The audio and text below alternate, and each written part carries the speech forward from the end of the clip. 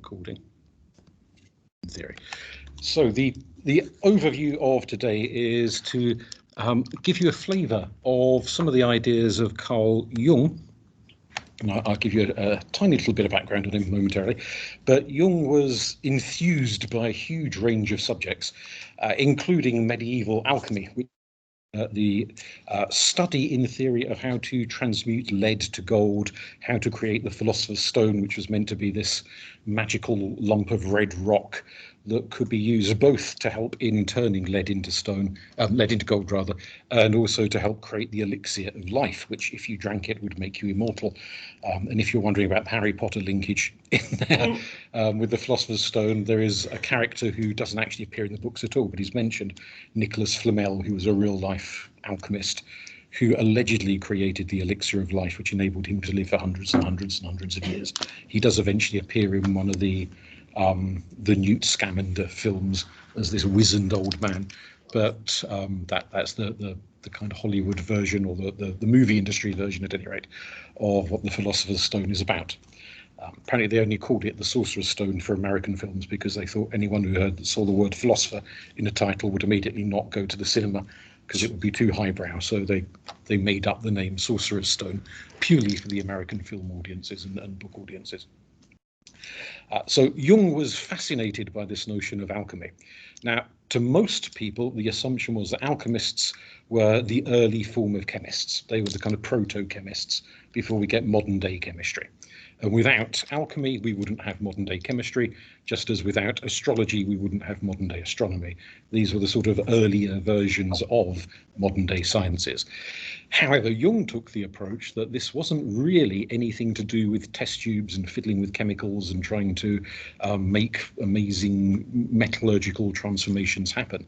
He took the approach that this was actually a metaphor for the journey of the soul, of how people change and transform themselves. Now, Jung talk quite a lot about the language of the soul, which goes down like a lead balloon with most other psychologists who want something a bit more hard sciencey. And they get a bit angsty about the soul because it has this religious overtone to it. Jung was perfectly happy with a religious overtone. He didn't see any problem with it at all. For him, it was a dimension of human experience as open to study and analysis and insight as any other element of human experience. You certainly don't have to be particularly religious to grasp the ideas that Jung was proposing. So although it has a religious root, you can treat it in a bit of a, should we say, an interfaith fashion, in that it can adapt to practically any religion and to atheism and to agnosticism. So depending on the light you want to kind of put it in, you can work within this notion of what he's talking about. So if the word soul makes your back go up a bit, then you can just think in terms of the psychological evaluation and the evolution of the self as we learn about ourselves, and that self comes into fruition, comes into being. So that kind of puts it in a slightly more secular sense, if people are prefer to think of it in a secular sense. Or if you're happy with the religious sense, go with the religious sense. So that's the man himself. He always looks very jolly in his photographs. You do get some psychologists who look as miserable as sin, but he always comes across as quite a jolly man. And by and large, he reputedly was. Swiss-born and studied with Sigmund Freud after having an academic life of his own. He came to become one of Freud's students. It was a very odd relationship. Even Freud admitted it was a very odd relationship. Freud was somewhat older than Jung at the time, for the whole of their lives. And there was a bit of a father-son dynamic going on there. And certainly Freud regarded Jung as his sort of golden boy, his prize student, his best student, the one who would carry forward the teachings of the whole psychodynamic, psychoanalytic approach in the years to come. When Freud was retired or dead, Jung would go on to be the poster boy. However, that didn't happen, because in 1912, they had a parting of the ways. The parting of the ways was over sort of two main issues. One, that Freud has this tendency to boil almost everything down to sexuality in one shape, guise, form or another. And Jung took the approach that it wasn't sexuality that was the driving force behind human nature. He didn't say it was irrelevant. He just said it wasn't the end all and the be all. For him, the big driving force in human nature was the quest for meaning, the search for understanding. And that same idea is echoed years later by Frankl, when he was Frankl survived the concentration camps of the Second World War, Jewish psychologist who after the war moved to America, set up a psychotherapeutic practice over there and developed logotherapy. I don't know if anyone's ever looked at logotherapy. It's an interesting area of study, a type of therapy, which takes the key thrust of Frankl's argument that he felt one of the reasons he had survived and some of his compatriots had survived the death camps when countless millions had not survived them was that they were able to find a meaning in life, even in the midst of all that horror and brutality and cruelty and just vileness. And that so many of the people he saw, some of them were just outright murdered, taken out and shot or gassed or whatever, but others hanged themselves or committed suicide in various other ways before the Nazis could dispatch them. And he felt the thing that had led some people to either kill themselves outright or to lose the will to live and just sit in a corner and starve to death was that they had lost all meaning in life. The evilness around them had so overwhelmed them that they could see no purpose, no meaning, no point to anything. Life was just horror from beginning to end, with no underlying kind of significance to it. And for him, the instant they came to, well, I said the instant, once they came to that conclusion, that point of view, their whole willingness to live dissipated, and their resistance and their capacity to struggle on one more day was gone. And they would either say hang themselves or starve themselves or do whatever they were going to do, and that would end their life. Obviously, when he got to America and he opened his therapy practice, whatever problems he faced, nothing was even remotely on a par with what he had survived. All the people with miserable marriages and miserable jobs and miserable everything else, no matter how bad their lives were, as nothing compared to sitting in a death camp in Europe. But nonetheless, he still felt that the key factor that helped people struggle on and overcome their problems was this need for meaning. And the ones who could find a meaning in the crappy things that were happening in their life, they went on, they survived, they adapted, they adjusted. And the people who really struggled to find any meaning in what had happened in their lives, bereavements, broken relationships, terrible jobs, etc., they were the ones that really struggled to get just to the next day, let alone anything else. And that really, in many respects, is where Jung was coming from, the significance of meaning. And it doesn't have to be an overtly religious meaning in the sense of being Christian or Jewish or Islamic or Buddhist or whatever, but all religion he regarded was a quest for meaning, an attempt to create or understand the meaning of life. For him, most religions tended to come to much the same sorts of conclusions on the issue of meaning, with variations, but very similar sorts of significances and meanings. So it's that search to understand the meaning of life. Now, whereas Freud, going back to the sex issue, whatever dreams you had, inevitably there was something sexual about them. That was a constantly recurrent theme in his interpretations. For Jung, when he looked at dreams and gave as much credence to dreams as Freud did, so unlike previous generations, prior to Freud, they weren't referred to as psychiatrists, but as alienists. It was the sort of the older terminology for what we these days call a psychiatrist. The alienists of an earlier generation had largely dismissed dreams as irrelevant, just the ramblings of the brain at sleep, and it meant nothing. It was just silly images, silly words, silly this, that, and the other, of no great meaning and not worth paying attention to.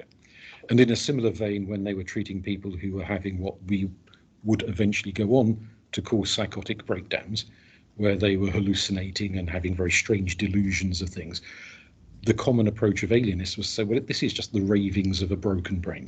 It means nothing. It's not worth encouraging.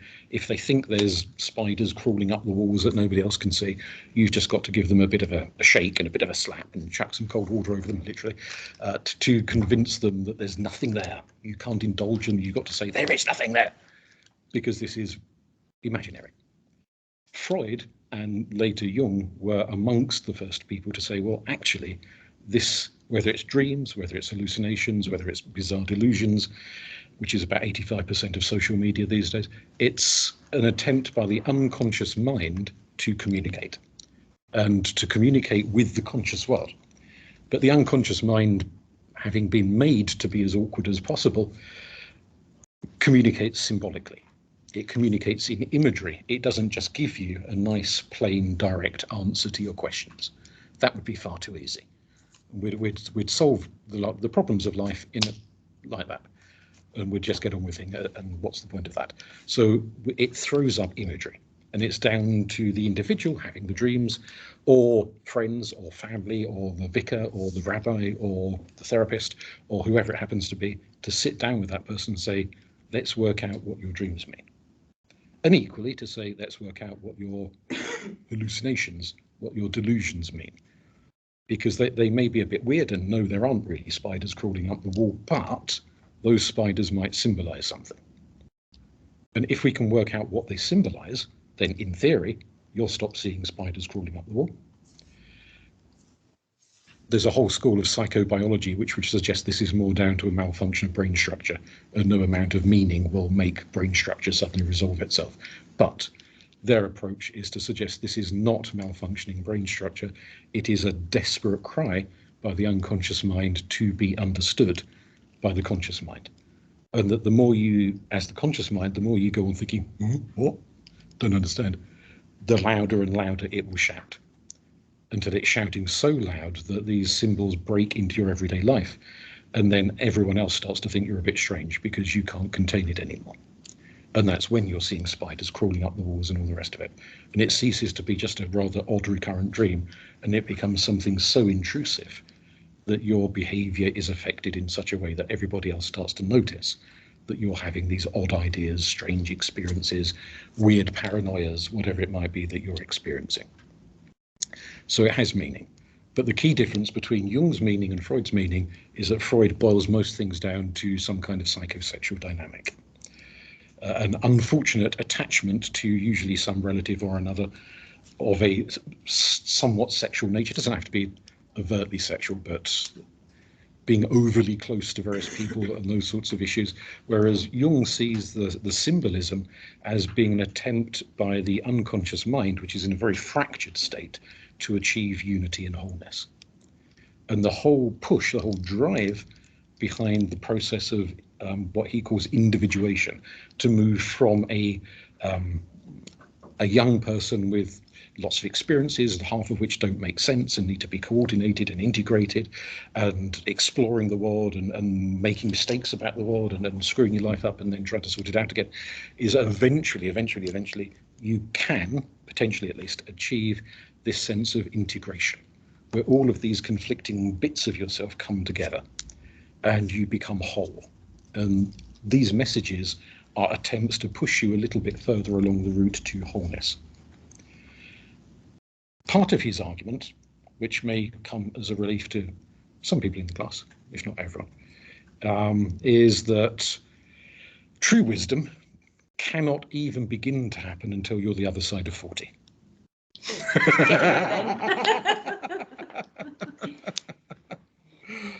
That whereas the youth-obsessed culture of supermodels and all the rest of it may regard people the other side of 40 as being written off, for Jung, actually, that's the time in which you're coming into your own. It doesn't guarantee that you'll instantaneously get to 41 and everything will sort itself out. Clearly not. But you have the chance for it to start making, because you need life experience. And as far as he was concerned, it took at least 40 years to get that level of life experience, that things would begin to fit together. So it doesn't mean that youth is wasted. It just means youth is your time to make mistakes and get things wrong. And maturity is the time to start going, right, that's what I should have done. And patching things together and making some degree of sense of it all. In theory. That said, I'm sure there's plenty of people who get to their deathbeds and still haven't made sense of it all. So it's not an automatic thing, but it's part of the process.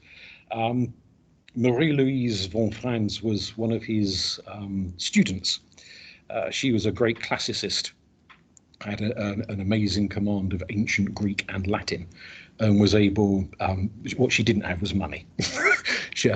Well, her family used to have money, and then they peed it all up the wall, and she found herself in a rather impecunious state of struggling to pay her bills, struggling to pay her university fees. I'm sure lots of people can sympathise with that one. And so she ended up in an arrangement with Jung that she would translate his books, well, not his, but the books he had acquired, not the ones he'd written, the ones he'd purchased that were in ancient Greek and in Latin, all these alchemical texts. She'd translate them into German for him, and then eventually they got translated into English and so on.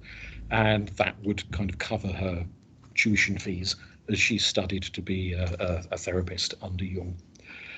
So she had this huge influence, partly by translating the text, but also she wasn't just going, here's a manuscript, goodbye, see you later. She was engaged in the understanding of them. So she was helping him to understand what the imagery was about. So whilst he tends to get because he's the big name, tends to get the more credit, she was also nonetheless very much involved in the whole process of him developing his ideas, specifically around alchemy and the understandings there. That said, we probably won't talk about it much again for the rest of today. But just to flag her up, what's gone wrong with this?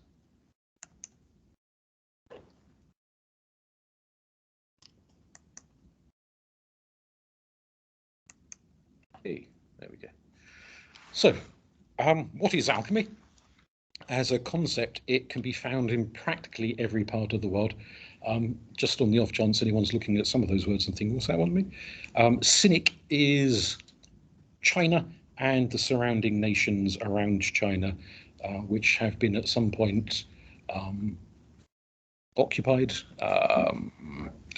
colonized, whatever word you want to use, chiefly by the Han Chinese, who are the biggest ethnic group in China. There's about 50 odd ethnic groups in China. The Han are actually the biggest human population on Earth. There's more Han people on planet Earth than any other type of human being. But China, Japan, Malaysia, the various neighbouring states like Taiwan and so on are part of the Cynic world. The Arabic world obviously is the Middle East. The Vedic world is India and the surrounding countries, that some of which are now no longer part of India but once were, like Pakistan, for example. And we all know, hopefully we all know which bit Europe is, seeing as we're in it, kind of, sort of, I think. Near it. Not quite sure where we sit with Brexit, but we're sort of somewhere around that area. So all of those continents, all of those cultures have had some form of alchemy. Now, this isn't to say that Vedic alchemy and Chinese alchemy and Arabic alchemy are absolutely identical to each other.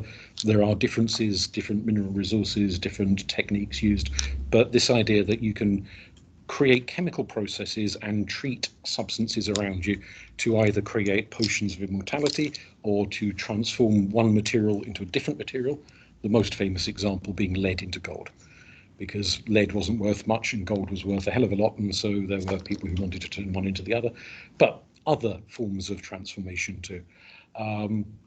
Chrysopoeia is the technical term for the transmutation of one metal into another metal, and is the term used in alchemy. Now, many people, up until at least Jung's lifetime, had made the assumption that alchemists of the medieval and much earlier eras took the alchemical texts very literally.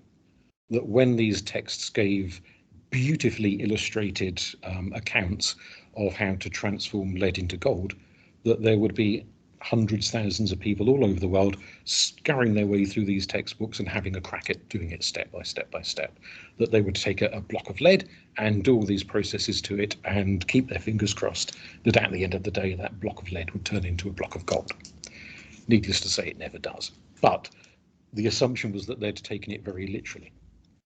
Jung, however, said, no, it's not meant to be literal. This is metaphor, and it's a complete misunderstanding if you treat this as a chemistry set, that you have to do these experiments and fiddle with these substances with mercury and with lead and with silver and all the rest of it. It's not about that. These are just metaphors for internal psychological states of mind. And once Jung had put that idea out there, if you're looking at the understanding people in the 21st century, a few decades after Jung's passing, have of alchemy, we're more inclined to view it the way Jung viewed it than the way, say, the Victorians viewed the issue of alchemy, the ones who assumed it was all meant to be literal. Now, if we were to jump in the TARDIS, go back a few centuries and meet an alchemist, some of them, I'm quite sure, would be taking it literally. They would really, really hope that they could get a lump of gold and go and live the life of Riley and have an absolutely way old time. Some of them would have seen it as more spiritual development. So you'd be getting a mixture of those who really did think this was a chemistry set and those who thought this was a spiritual process. So there's going to be a mix and match of individuals in terms of their understanding of how these things work. The bit about the Philosopher's Stone and that creating the Elixir of Life, mainly his interest is in the lead to gold argument, but there's a little bit of the Elixir of Life here. So when he's looking at this as a metaphor, lead is you as a young person, a lump of heavy material that's not yet coming to its kind of full glory, its golden shininess. The gold is what you could be at the end, towards the end of your life, other side of 40, as you achieve this sort of integration and insight and understanding and a flowering of your inner potential. So it's the gold is sort of the spiritual attainment, the lead is where you begin from. And you've got the whole set of stages in between. There's 4 main stages that we'll go over. When it comes to the Elixir of Life, Jung takes this to mean that a form, don't take this too literally, but a form of immortality can be achieved.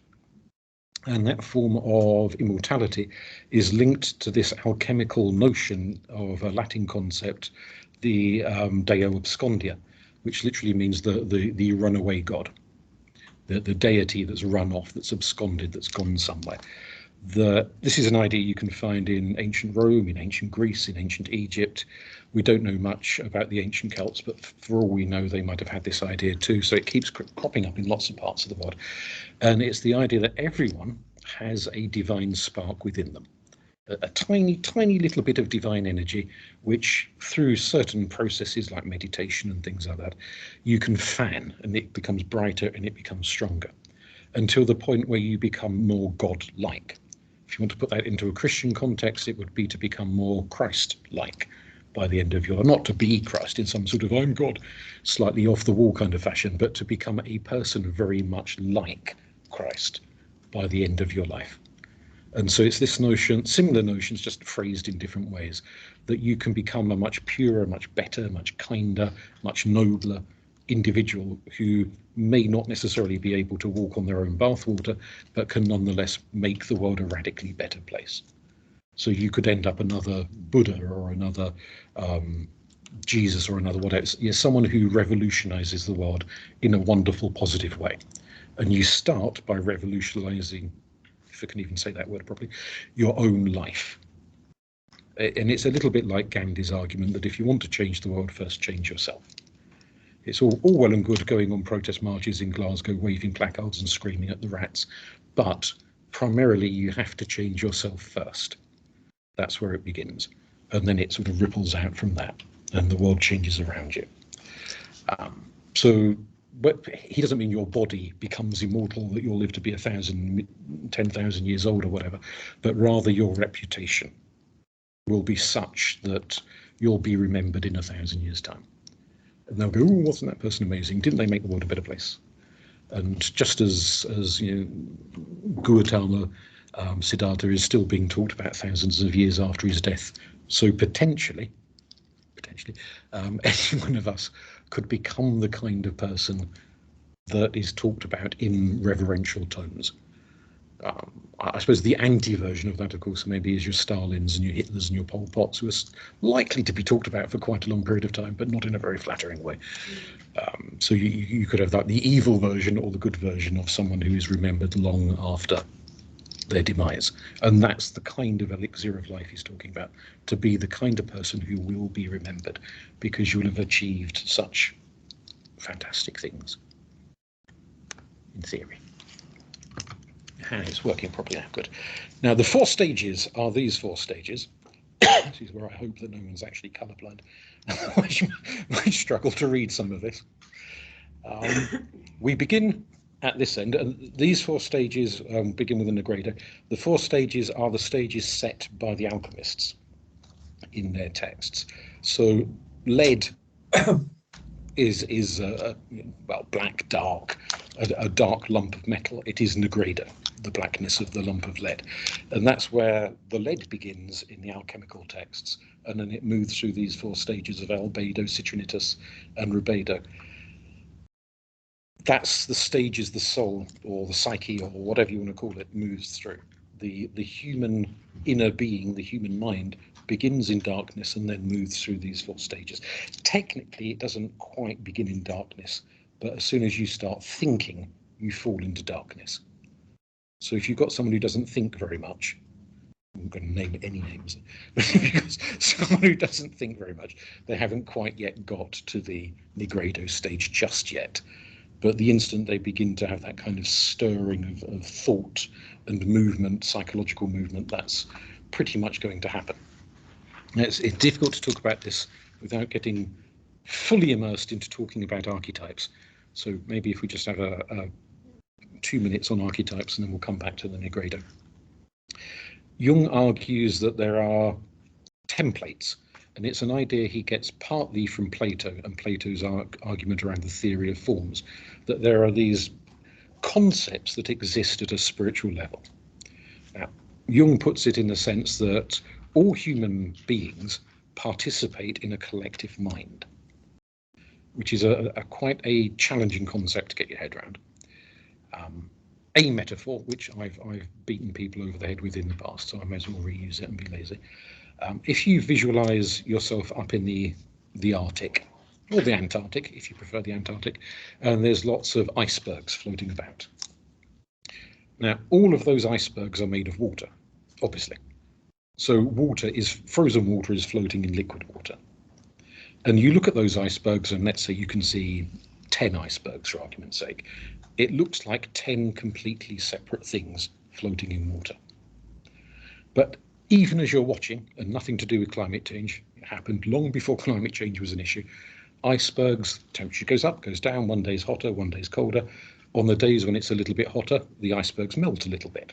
Tiny little bits flake off the iceberg. Sometimes great big chunks flake off the iceberg and dissolve in the seawater. And when the temperature turns cold on another day, some of that seawater freezes and the iceberg changes shape, gets a little bit bigger. So it's growing, it's melting, it's growing again, constantly shifting and changing. Now the bits that fall off and dissolve, they become part of the general sea, and that general sea will become part of other icebergs. And in a similar vein, if we look at ourselves, we see a bunch of seemingly different people. I am not you, you are not me. My experiences are not your experiences, and vice versa. Likewise, my attitudes, my beliefs, my likes, my dislikes, your dislikes, we're all separate people at one level, like icebergs floating in an ocean. We all look different. But where do the ideas in my head come from? Well, these ideas are from Jung, and he got those ideas from alchemists, who got those ideas from somebody else. So just as bits break off one iceberg, dissolve, and then become part of another iceberg, so ideas are constantly moving between us. I am not this bubble impervious to all of the humans around me. I'm constantly picking up mannerisms, gestures, ideas, tone of voice. Where does a child get their accent from? From their parents. Why do some kids suddenly start talking with an American twang? Because they watch a lot of American films and TV shows, and they start imitating and picking up. We're constantly absorbing bits of each other. Bits drop off and become part of other people. Bits of them drop off and become part of us. So we have this process of osmosis, moving in and out, likes, dislikes, hopes, dreams, fears, attitudes, the works. We are not self-contained. We're constantly shifting in and out of each other. And for Jung, that floating ocean is the metaphor of the collective unconscious, that all of our minds at one level partake. Now, there's no attempt by Jung to put this into some kind of biological context and say, oh, it's that bit of the brain that does it. As far as he's concerned, the brain is just a like the engine in a car. It's not the driver, it's just the thing that keeps the car chugging. The driver is something else entirely. So which I'm sure annoys the hell out of psychobiologists who want a bit of hard-wiring explanation for these things. They want to link things into studies of the brain and neurobiology and so on. Jung doesn't attempt that, so I'm not going to attempt it either, because this is about his ideas rather than me trying to shoehorn in extra ideas. It could be that there is a biological mechanism to this, but if there is, he really isn't interested. He just wants to focus on the lived experience of it, rather than getting bogged down in trying to explain the mechanisms by which the brain operates in this context. But the key point to bear in mind is that for him, every living person on this planet is connected. We are also connected to all of the billions and billions and billions of people who have died. Going back to Ugg the caveman, umpty 100,000 years ago, we are all connected, including people who speak totally different languages, people on totally different continents, people who haven't a hope in hell of ever actually meeting. Nonetheless, we exist in this great big ocean of shared ideas, shared experiences, shared notions. And some of that sharing coagulates into patterns that are common to almost everybody, if not actually everybody. Nice, easy example of this, one of the archetypes he refers to is the Great Mother. Everybody has a mother. We wouldn't exist if we didn't have it. Even if she died and you never met her, nonetheless, there was a mother there at some point. And so everyone has an idea of what constitutes a mother. What does a mother do? And at one level, it's the basic give birth bit, but there's also obviously the nurture, the care, the looking after processes.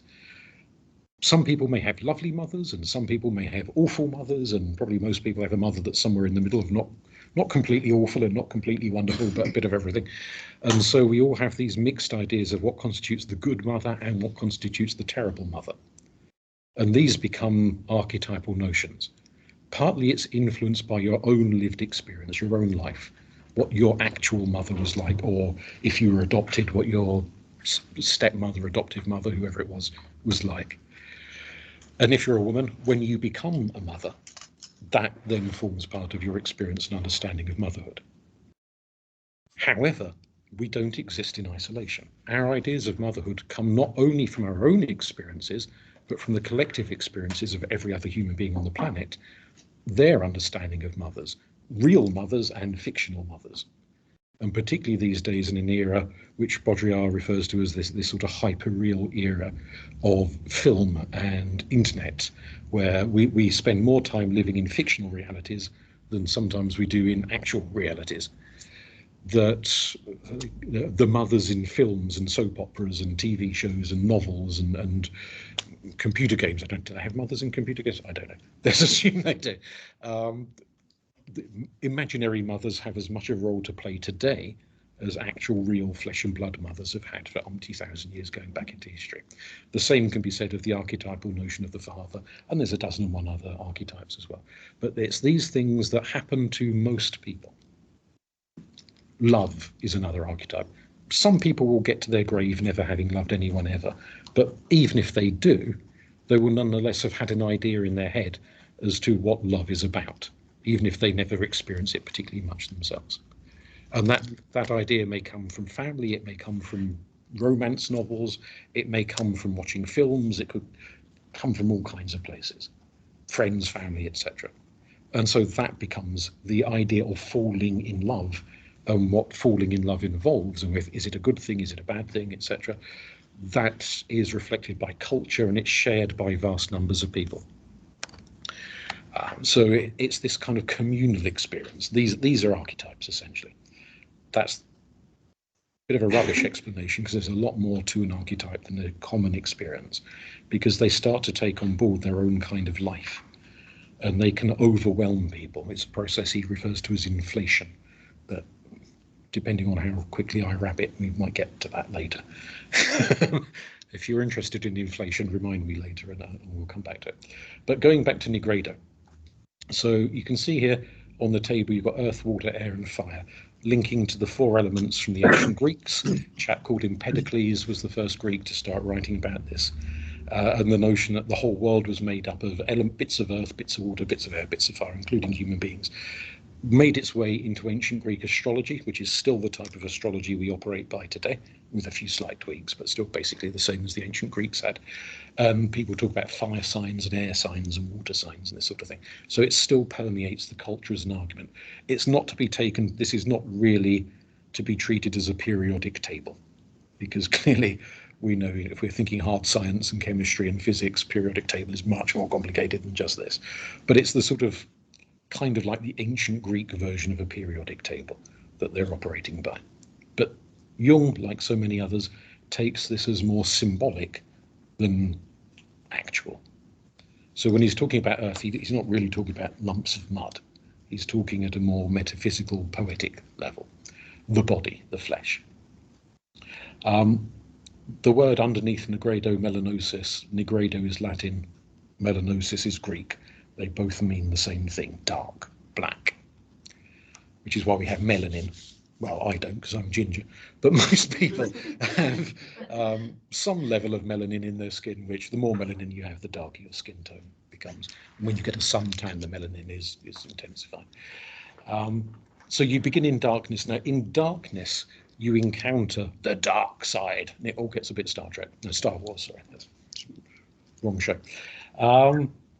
The term there in the second box down, the kakodaemon, this is a Greek term. I could tell you what it means, but it's slightly rude.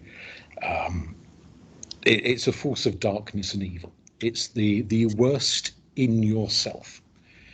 Jung refers to it by the more easily spellable word shadow, the shadow side of the self.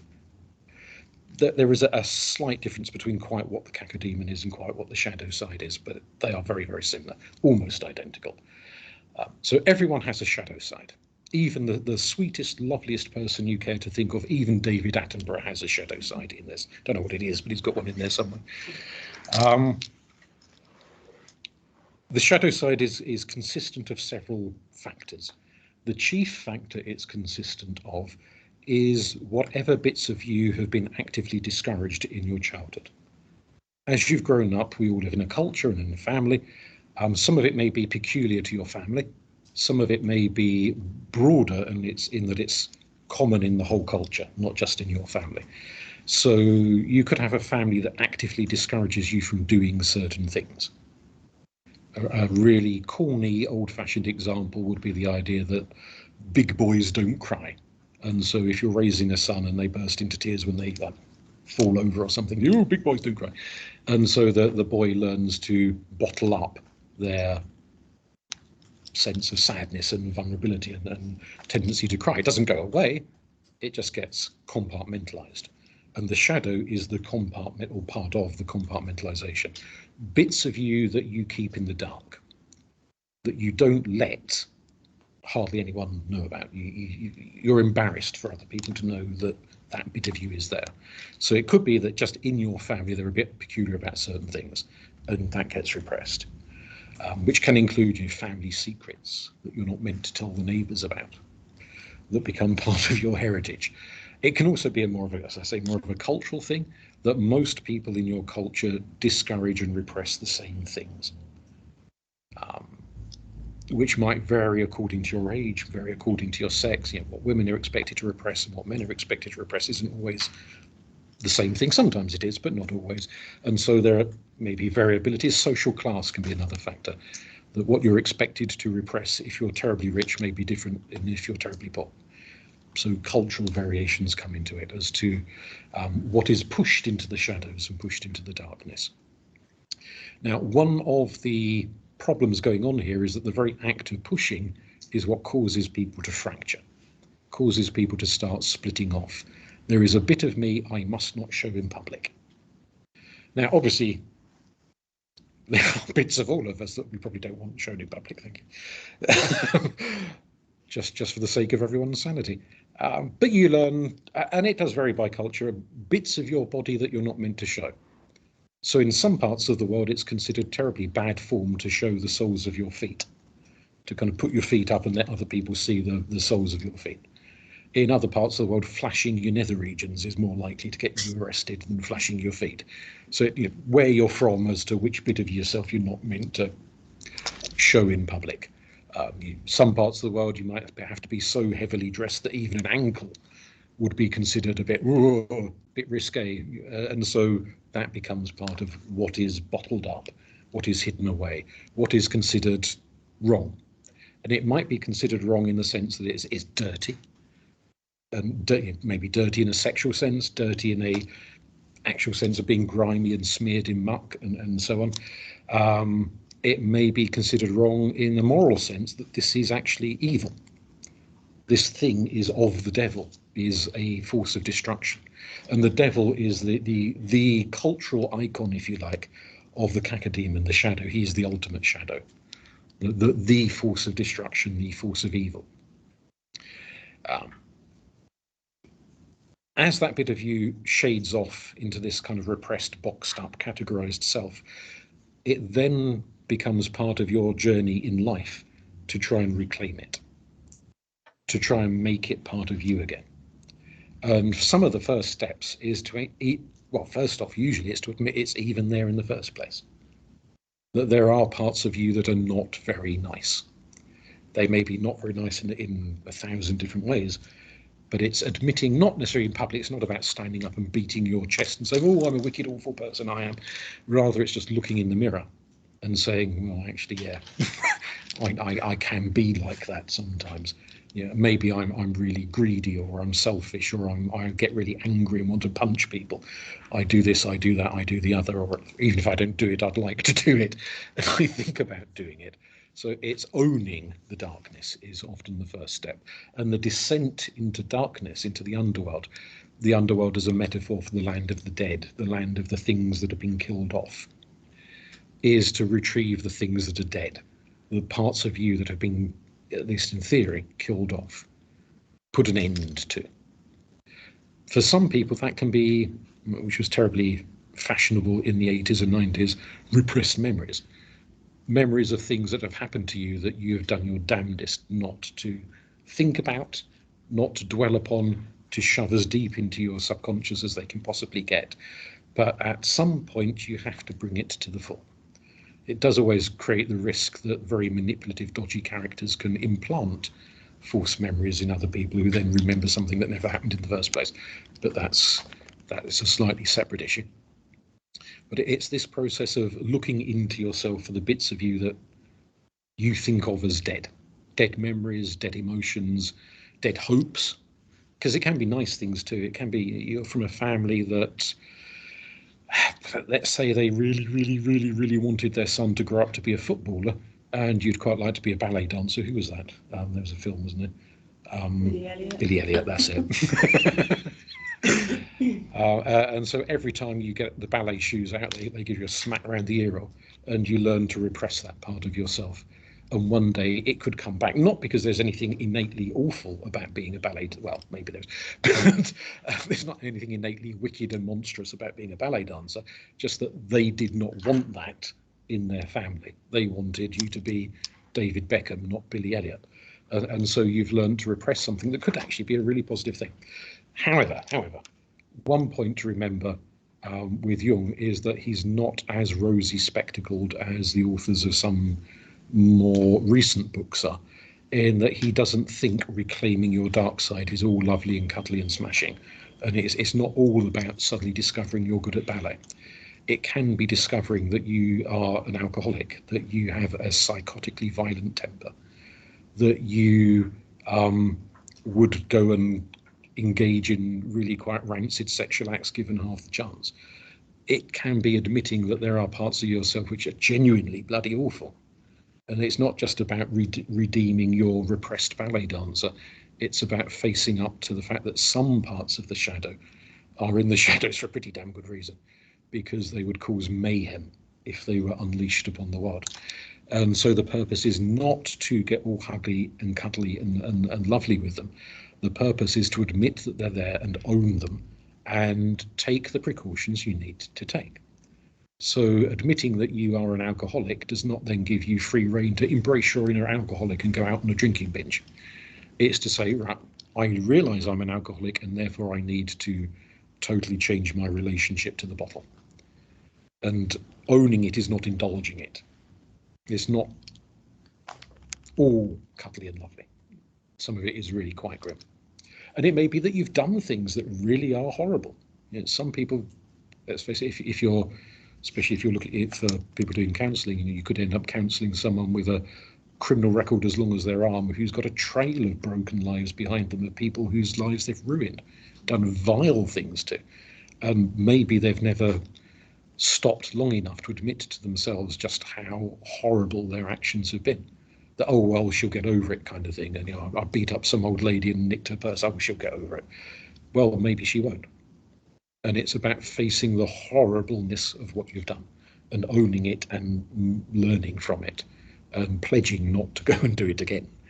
So it can be a whole raft of different angles of this darkness that's being faced into and reclaiming that. So the bit about encountering the shadow is that the fractured self, you've got to, for Jung, reclaim your fractured bits in a certain order.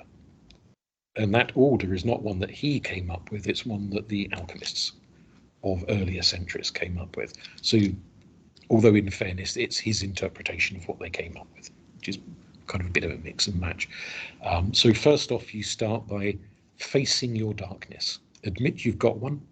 Admit that you are not all sweetness and light and smashingness, that you are capable of just doing pretty vile things, that maybe you've got a litany of memories and actions of things either you have done or have been done to you that you don't like thinking about, but nonetheless have to be processed, have to be dealt with before you can ever fully move on in life. And so it becomes part and parcel of that.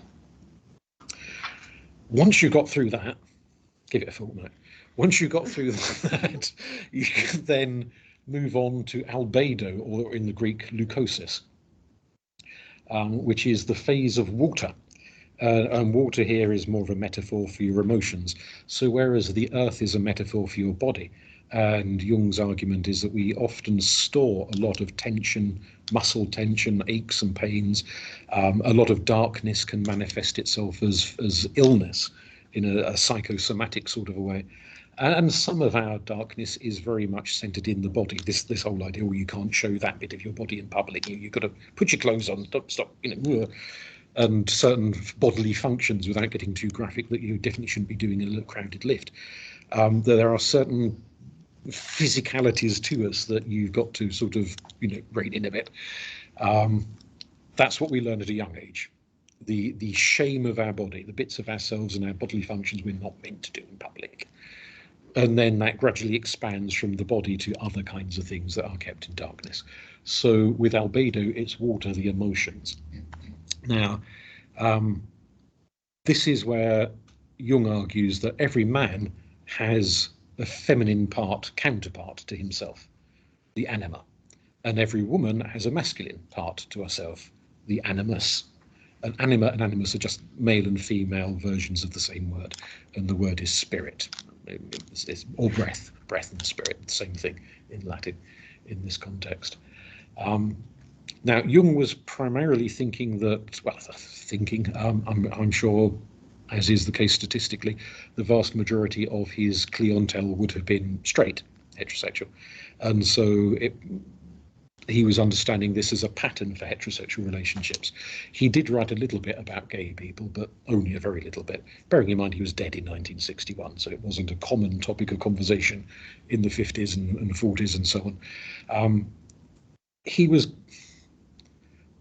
I don't want to make him out to be super duper PC by modern 21st century standards, because he wasn't, but he was of the opinion that if people are not frightening the horses, why don't you just let them get on with it?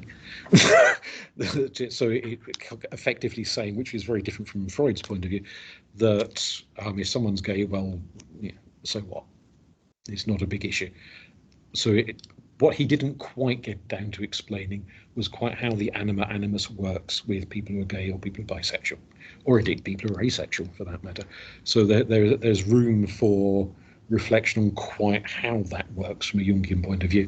And there have been post-Jungians, his students who have come after he was dead and gone, who have thought about these issues and how they can apply, and have also thought about them in the context of transgenderism.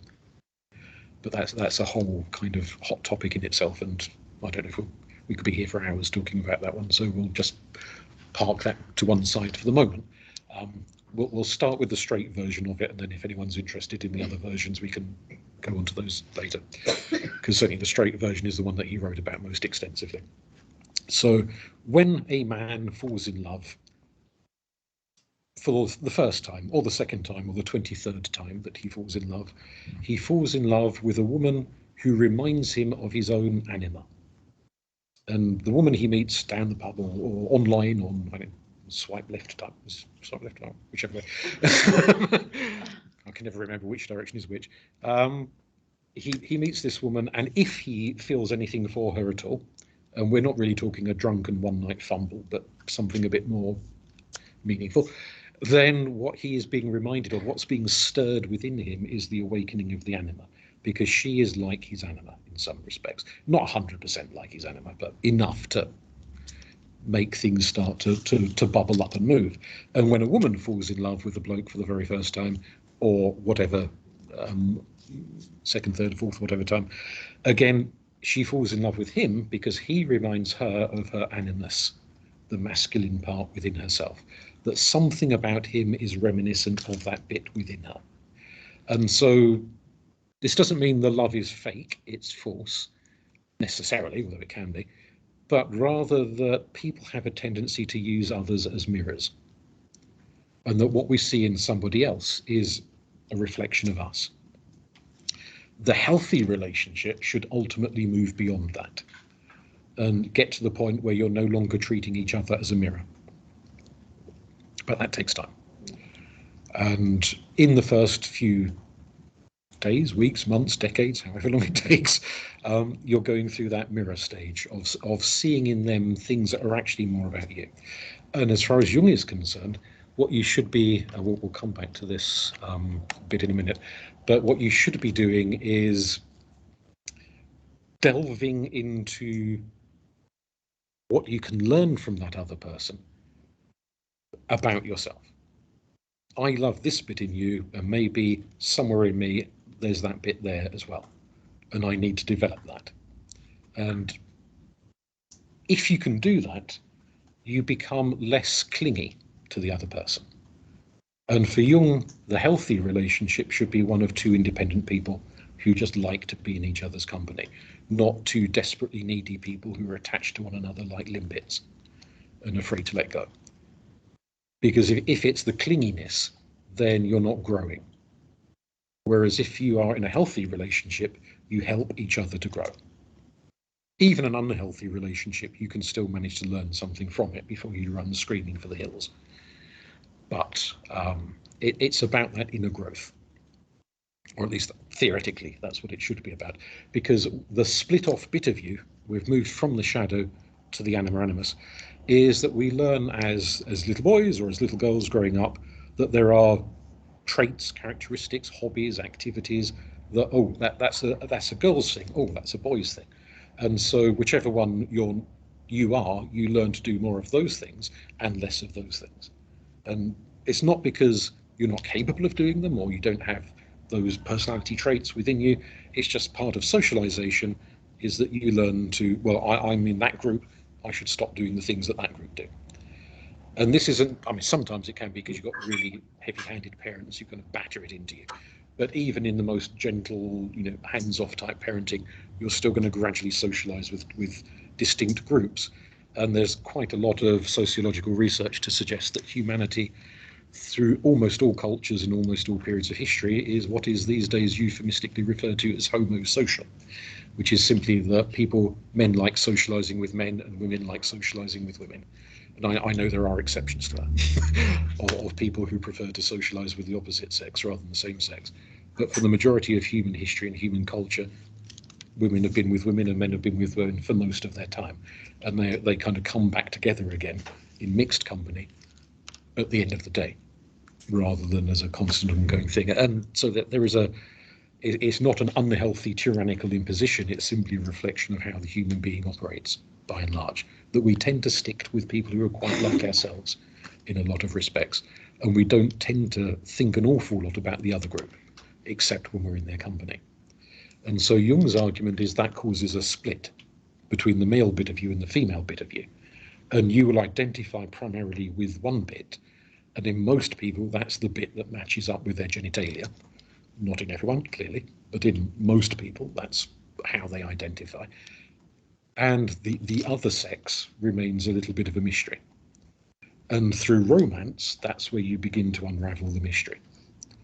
But the real mystery is not, ooh, how do women think, ooh, how do men think?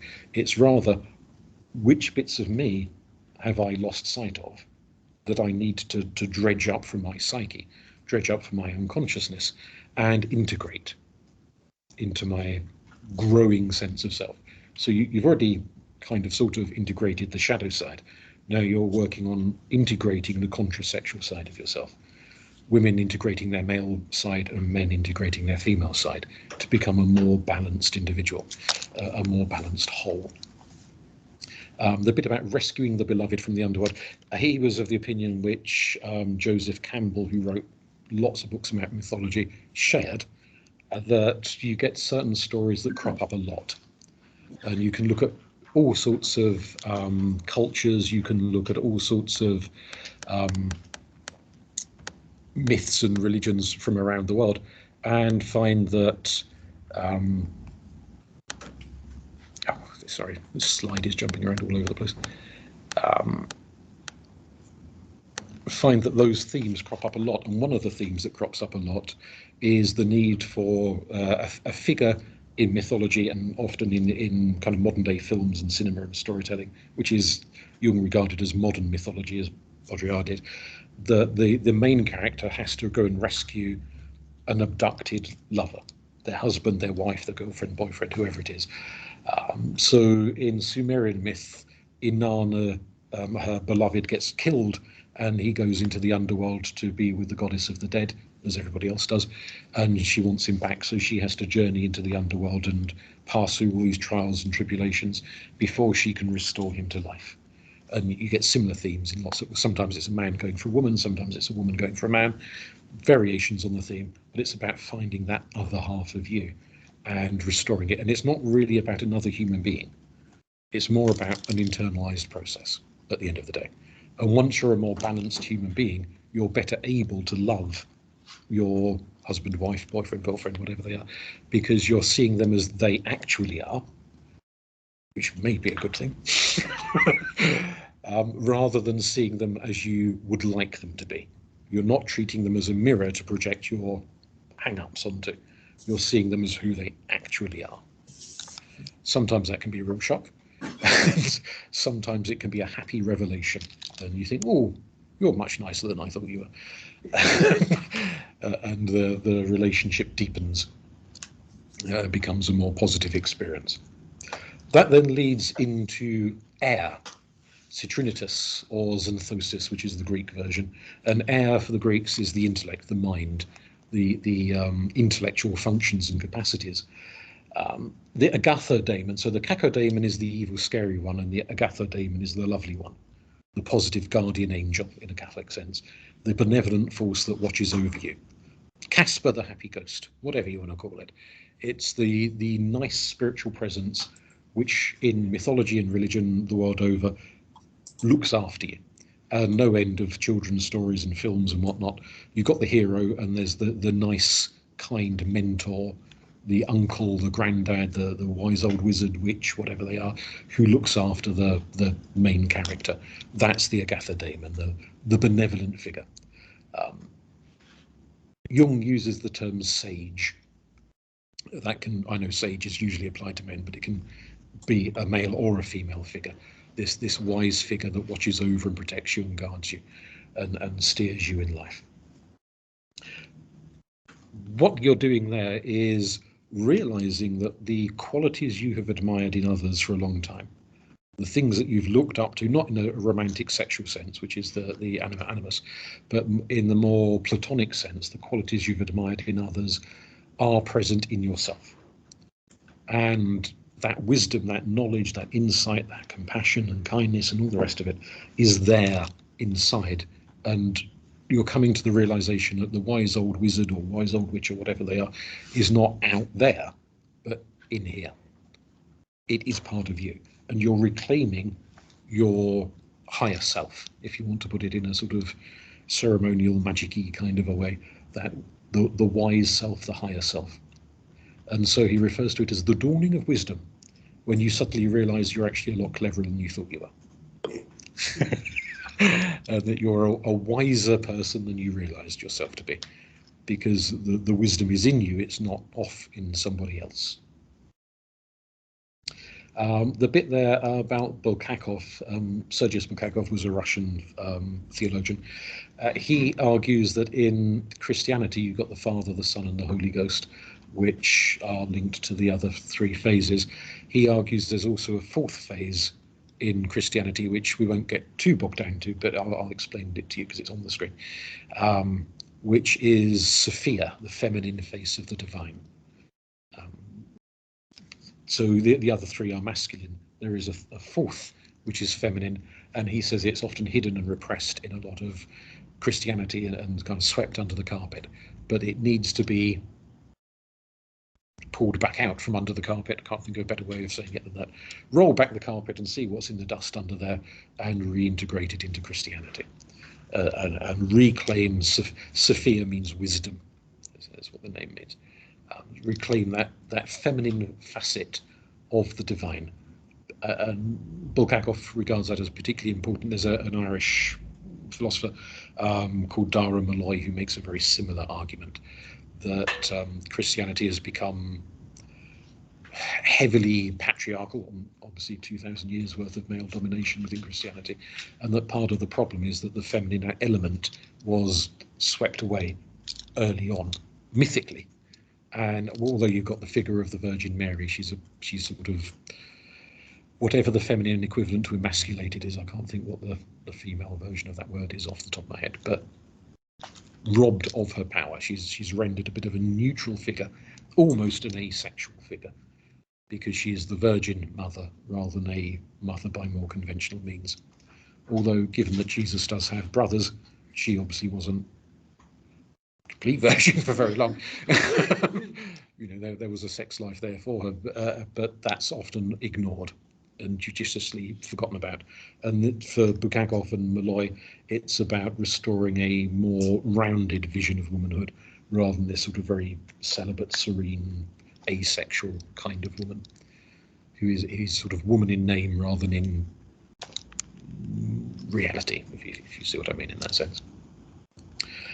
So once you've reclaimed your inner wisdom, you can then move to the final phase, the rubedo, or iosis in Greek, fire, which is the element of spirit, of light, of spiritual awakening, of enlightenment.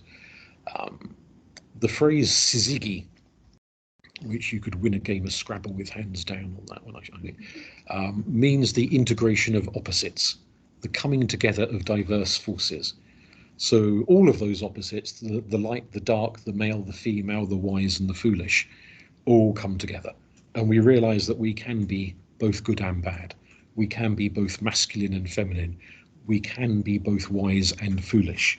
That these, whilst we will meet other people who are also these things, ultimately all of those things are in our own heart and are to be integrated together, not seen as disparate, discordant, separated forces. That is syzygy, the achievement of union. The Greek term apotheosis, a complicated term, and we'll return to it in a few minutes, but it's the idea of achieving this somewhat divine-like status. I have to emphasize the like, because obviously we do have examples of people in the real world who have run around going, I'm God, and usually end up either in a psychiatric institution or elected to Parliament, which is about much the same thing, and are not maybe the most admirable characters in the world because they've lost the plot. An issue that Jung would highlight on this one is it's not that you are God, it's that we all are God. And so it's like saying, oh, you know, I'm a brilliant, radiant star. Well, yes, but you're one star in a constellation of 10 million other stars. And so it's not that you outshine everyone else, it's that we all shine together and form a constellation. And so it's, your divinity doesn't make you better than everyone else, but it's a realization that there is something unique and special and wonderful in every human being. and you are reborn. However, just to chuck a spanner in the works, when you get to Rebedo, that doesn't mean you're done. you don't get a big certificate. You go, well, hey, I've graduated, I've finished. As everyone here in the room knows, when you graduated, that's actually the beginning, not the end. That's when you start on the next bit. And so when you get to the red stage, the Rebedo stage, that's a bit like graduating. You've attained a level of knowledge, but that just begins you on your journey in the world. And it's easy to fall back into making old mistakes. Because you've become integrated doesn't mean you will stay integrated forevermore. Stuff can happen to you that derails you.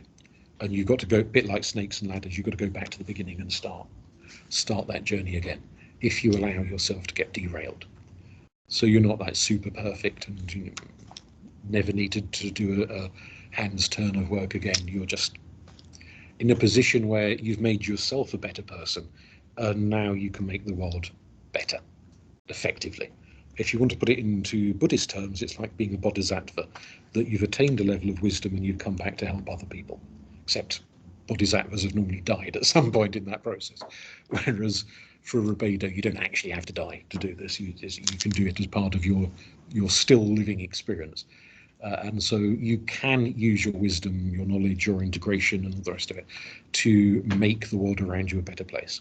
Not as some act of egotism, not as some act of aren't I super powerful and super important and everyone come and kiss my feet, which is what you tend to end up doing if you start on the journey of making the world a better place too early. It becomes an ego trip. And you get individuals who think they know everything when they don't, and they end up making the world worse rather than better, because they're coming at it from a position of ignorance and a position of internal breakage, internal fracture. I was going to make a joke about Greta Thunberg there, but perhaps I won't. A little young to be doing it from a Jungian perspective, a little young to be saving the world. She should be sorting herself out. And then when she's 45, she can save the world. Although I suppose she might say there won't be a world to save if she waits till she's 45, so that's another story again. But it's the need for that. If you're going to redeem others, do it from a position of stability, not from a position of chaos. Because you're not much good to other people if you're in a state of chaos yourself. And it's about achieving that balance. Can people online still see the slides, or have they vanished? Awesome. No. Okay. Because they look from my side as if they've vanished. I wasn't sure if that was just me or... okay. Let's see if I can return them from the outer darkness of cyberspace.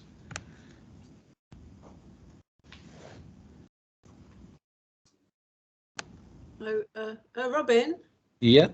Will we be stopping for a quick 10-minute for tea? We can do if people would like a comfort break. People like comfort break? I don't know. I've just had some, you can't hear the people talking, but I've had somebody ask if they can have a comfort break. 5 minutes. Yep, 5-minute comfort break. Okay. I'll just pause the recording whilst everyone goes off and gets a cup of tea or whatever they need.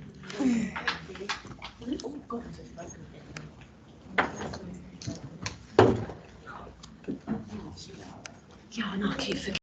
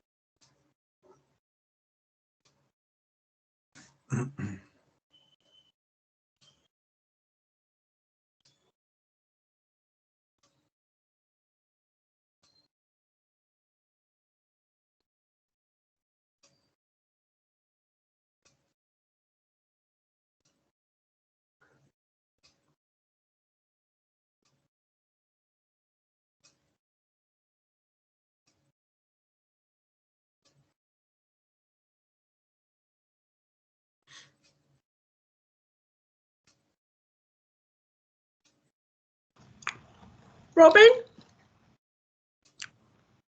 With Robin?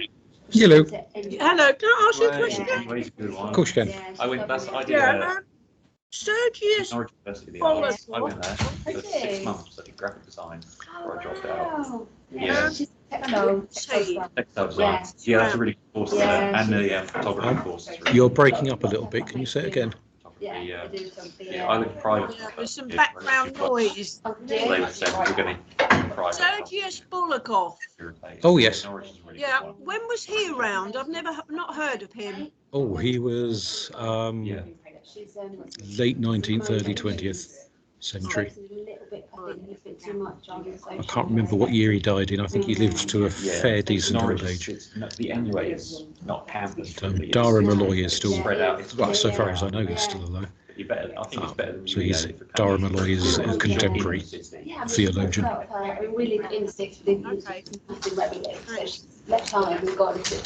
Yeah. The right tree. Yeah. Much better. No, she's never in. Yeah, you have your hand held on campus. Yeah, I prefer city living. Yeah, she loves it. But she just needs to knock under a little bit. I think and she's got Too much of a drink, is it? everything. Just let loose, partying. It's good. Especially on the back end of COVID as well, because, you know, The whole year missed out. yeah, she missed out on so much. So she came home this weekend just for a bit quick catch up, and then she's back. She's loving it. Do the laundry drop. Yeah, yeah. It's like, I was like, how many times have you actually washed your bedding? And she's like, oh, Never. quite a lot. It never I'm needs like, to be how much? done. Quite a lot. I'm like, Once or twice. bring it home. Yeah. Oh, have you got 10 minutes at the end? Yep, Would I be able to run through not the whole thing, I just want to show you what I've absolutely. got doing it, and if we could run over the dates, we'd like me to because I'm pretty much getting it done. Instead of doing some of my history assignments, I've done a procrastination thing. So I was wondering if we could like just go over what I've got so far. No worries. That's all right. Real. Thank you.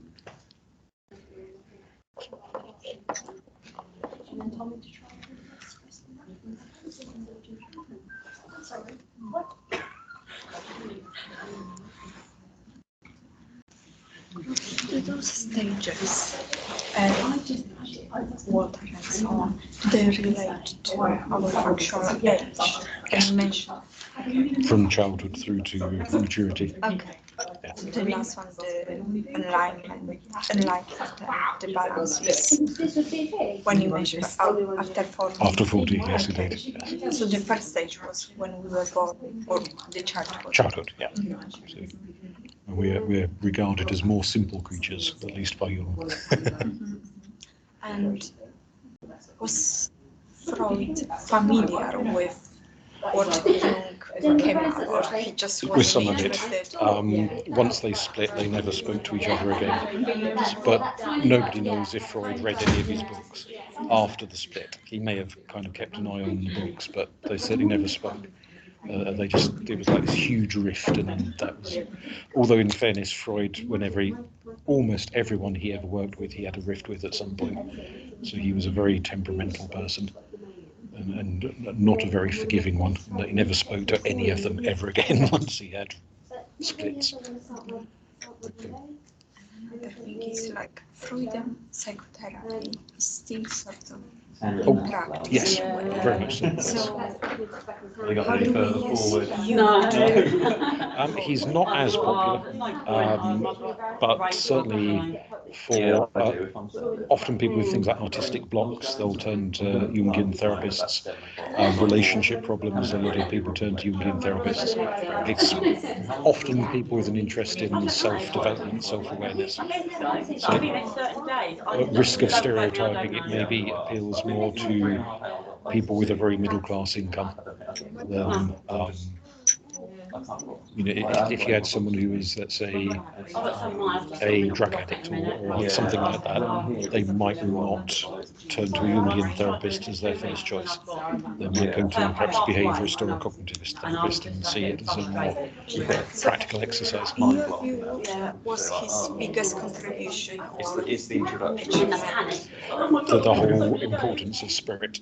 And there is a tendency in a lot of other psychology to be very reductionist, to treat people as basically brains with legs, and rather than treat them as a sort of fully rounded beings, it kind of very, very much reduces them to a biological level. Whereas this is almost the exact opposite. It's seeing humans in a very almost mystical context, and it's recognizing things that a lot of other branches of psychology just don't bother with at all. So because he was taking into account religion and those other dimensions, that's why it's Absolutely, yes, very much so. So the current research wouldn't be so happy to use, I think, Carl Jung as some sort of research methodology. No, Just because it is many other psychologists see him as too odd, too kind of abstract and mystical.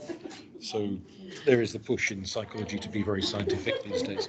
So Jung is not, for a lot of researchers, he's too out there for them to bother with. But he's still part of psychology. Oh yeah, hugely so. They're missing it. Okay, looks like everyone's back. Yep. Right.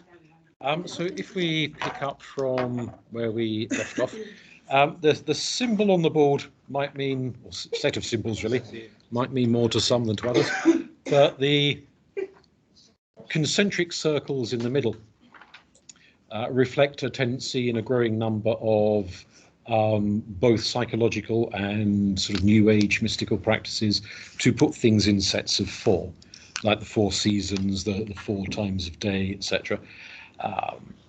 Jung was a little bit in love with the whole idea of the number 4. He put lots and lots of things in sets of 4. It just appealed to him. I'm sure we could analyse reasons behind that, but it was very appealing to him. Now, The layout of the 4 directions, north, east, south and west, with north at the top, is obviously a fairly standard compass layout. We begin in the north with Nigredo, go down to the west with Albedo, cut across to the east with Citronodus, and finally finish in the south with Rubedo, and we get this shape formed by the red lines on the slide. Now, the tiny picture up in the top left-hand corner is taken as one of a set of symbols that appears on a number of different standing stones in Scotland from the Pictish era.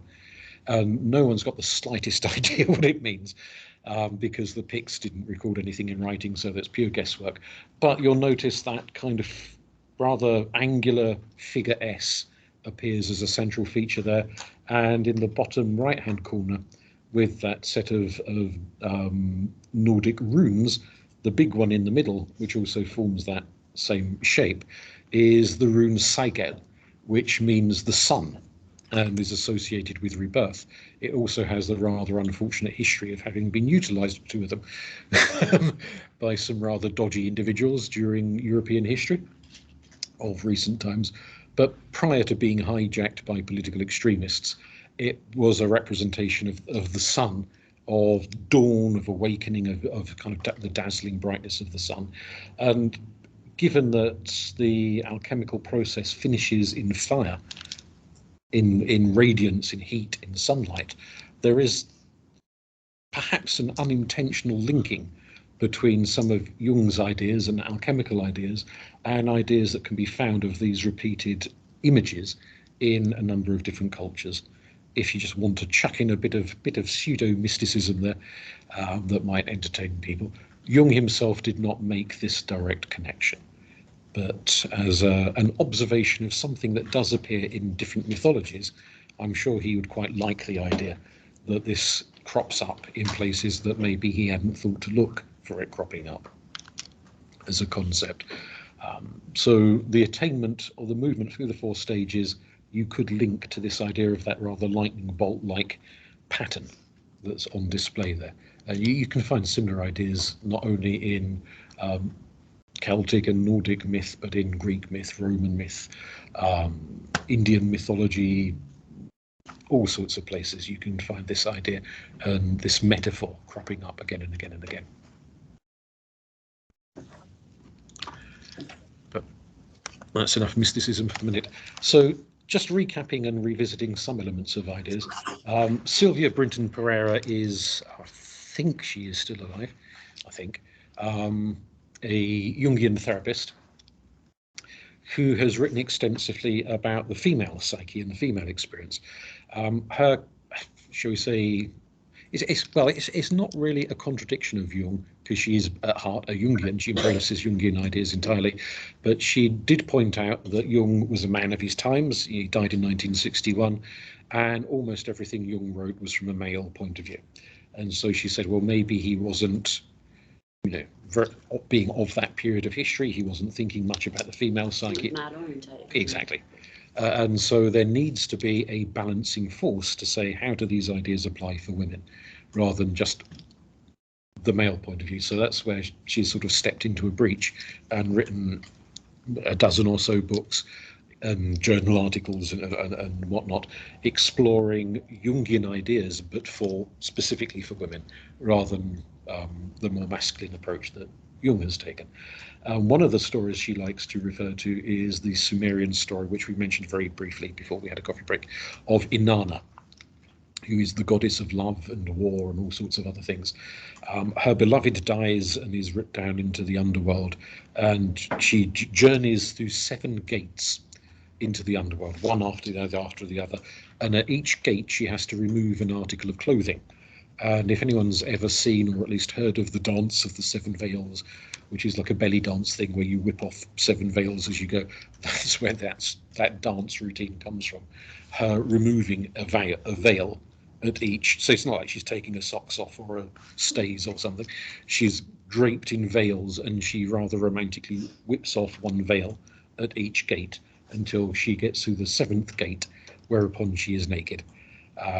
That for Pereira is symbolic It's not just a bit of prurience, but the idea that to go into the darkness you have to be naked, as in not physically naked quite so much, but mentally stripped bare. Yeah. Absolutely. And that's how you face the inner darkness. The underworld is ruled by her sister Erich Kegel. And to get a sense of Erich Kegel, if you're old enough to remember Dynasty, think Joan Collins at her bitchiest. she is this very scathing, caustic, vindictive character who hates her sister with a passion and doesn't want to give the dead lover back just to sort of spite her sister, saying, "Oh, you can't have him, he's mine now." There's this kind of real sort of soap opera punch-up routine going on between the two sisters. Eventually, a deal is brokered, but it's not an easy process. And for Pereira, Erich Kegel is the how can I put this and still walk out this room alive? She is all of the wounded, resentful, bitter, dark, vindictive feelings that a woman might acquire. I'm sure a man could acquire them too over the course of a lifetime. Every hurt, every spite, every rejection, every jealousy, every feeling of being overshadowed and overlooked and discounted, all of that kind of lifetime of anger, of resentment, of bitterness builds up and sits in the unconscious mind. So people say, "Oh no, I'm over it. I'm past that bitterness now." Pereira say, "No, you're not." it's all sitting somewhere in your unconscious mind, festering away like a really skanky wound that needs to be purged of its bitterness and its pus and its bile. That to do that, the conscious mind, which is Inanna, has to go into the darkness to confront something that is really not nice.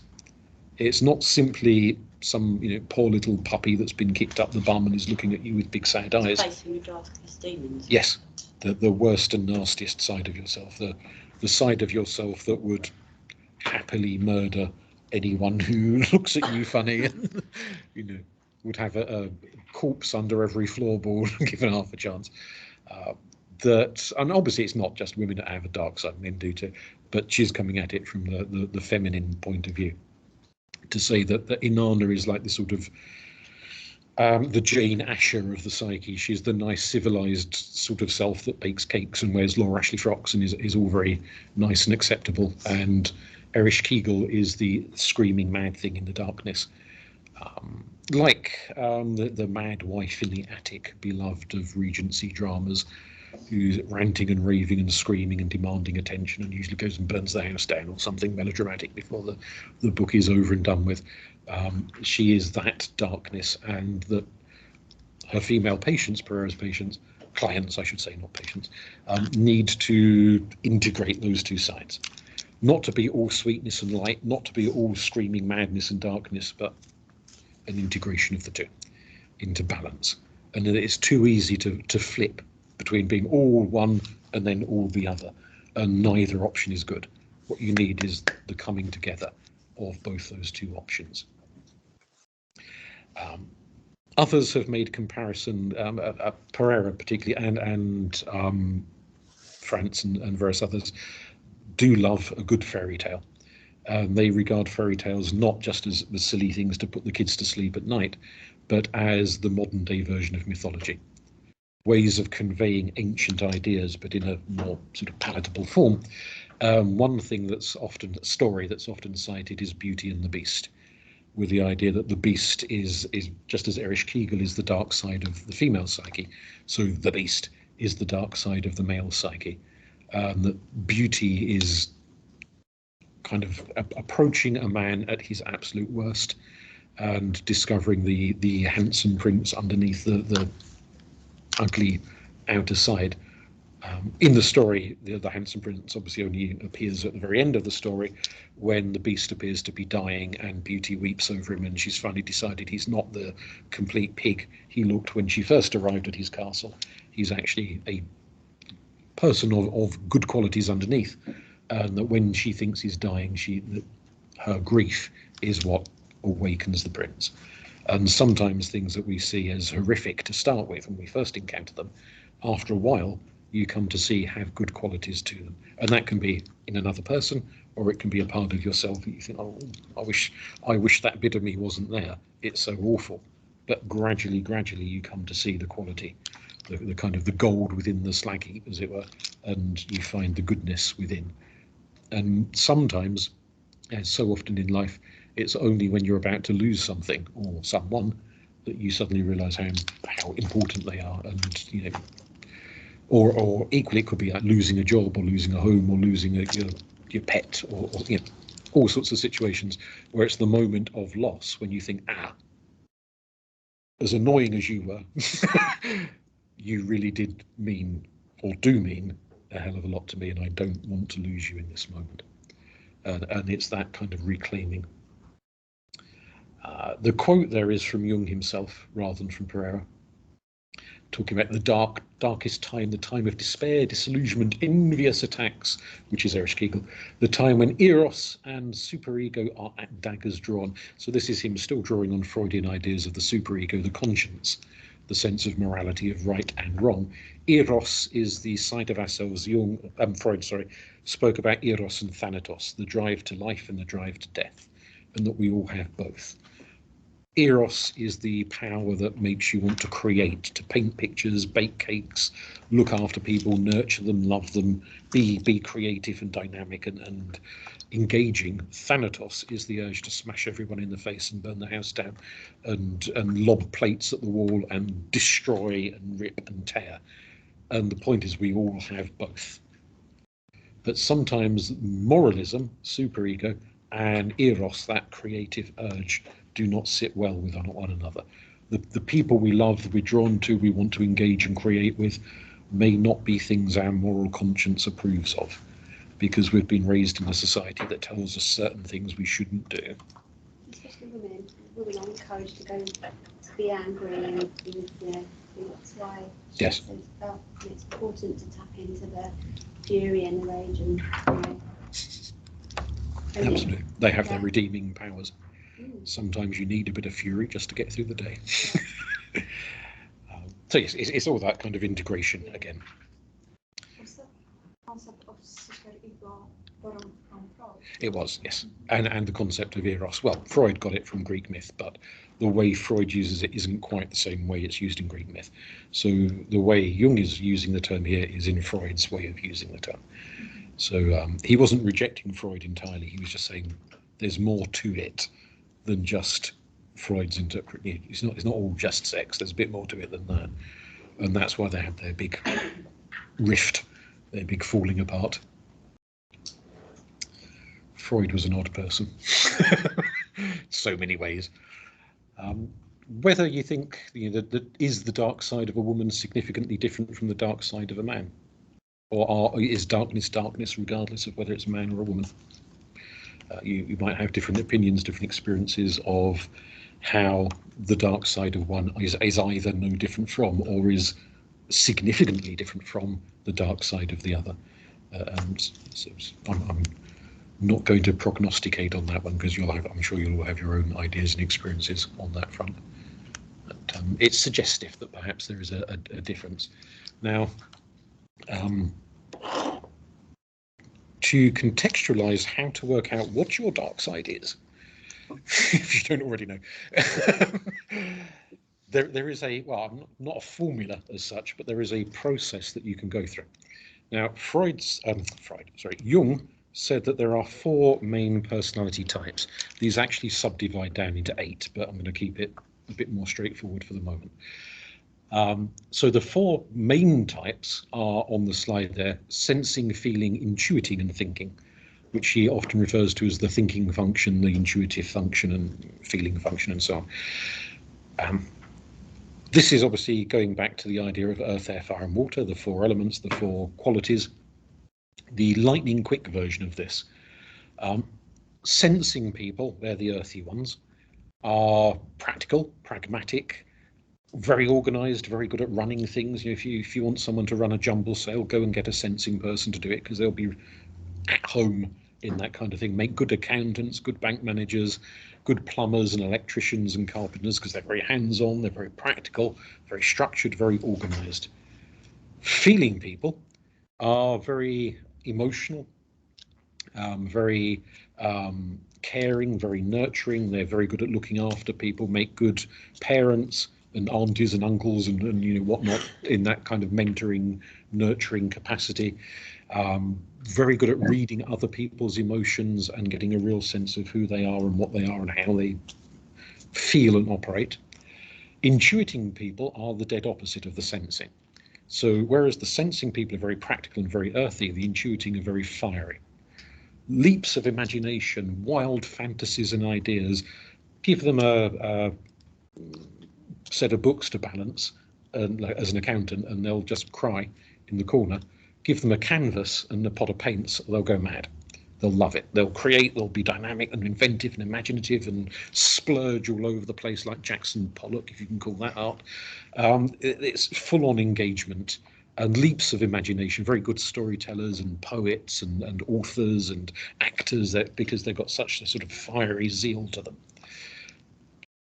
Opposite of the sensing. The thinking are the opposite of the feeling. So whereas the feeling are all cuddly and nurturing and sensitive, the thinking are a bit more like computers in some respects. So they're very intellectual, very logical, very rational. They can plan things out to the nth degree. They can weigh up arguments. If you wanted a good barrister, you'd go to a thinking person. If you wanted a good doctor, a surgeon particularly, you'd go to a thinking person because they could dismantle your body and put it back together again in the right way. No bedside manner. Bedside manner is feeling. If you want somebody to hold your hand and say, there, dear, it'll all be okay, you want a feeling person. If you want somebody to come in, whip your gallbladder out and stitch you back up again, they won't hold your hand. They'll be about as emotional as a dead fish, but they'll be efficient. So they are the opposite of each other. And Jung's argument is that whichever one you are, your dark side will be the one on the opposite side of the circle. So the thinking person looks down on the feeling person as this gushy drip who's no use at anything and just, oh, emotionalism, sentimentalism, gush, gush, gush. What's the point of that? And they're overbearing and they're suffocating. They're just so emotional all the time. Whereas the feeling person looks at the thinking person and thinks, my God, you're like a machine. You're cold, you're clinical, you don't give a monkey's about anyone. It's like trying to engage with a robot. And so you get this, and likewise, the practical sensing person thinks the intuitive is a total flake, away with the fairies. All sort of drama and screaming and nonsense and no damn use for anything. They can paint pictures, but they can't pay the gas bill. What's the bloody use of them? Whereas the intuitive person sees the sensing one as boring and dreary and workaday, and no imagination, no flair. All they can do is pay the bills and work in the bank and be boring. There's nothing about them that's engaging. So that they are the polar opposites of each other. There's a process which Jung talks about called enantiodromia. You certainly don't want that spelt. Did I bring a pen? I don't know if I did. Oh, yeah. Well spotted.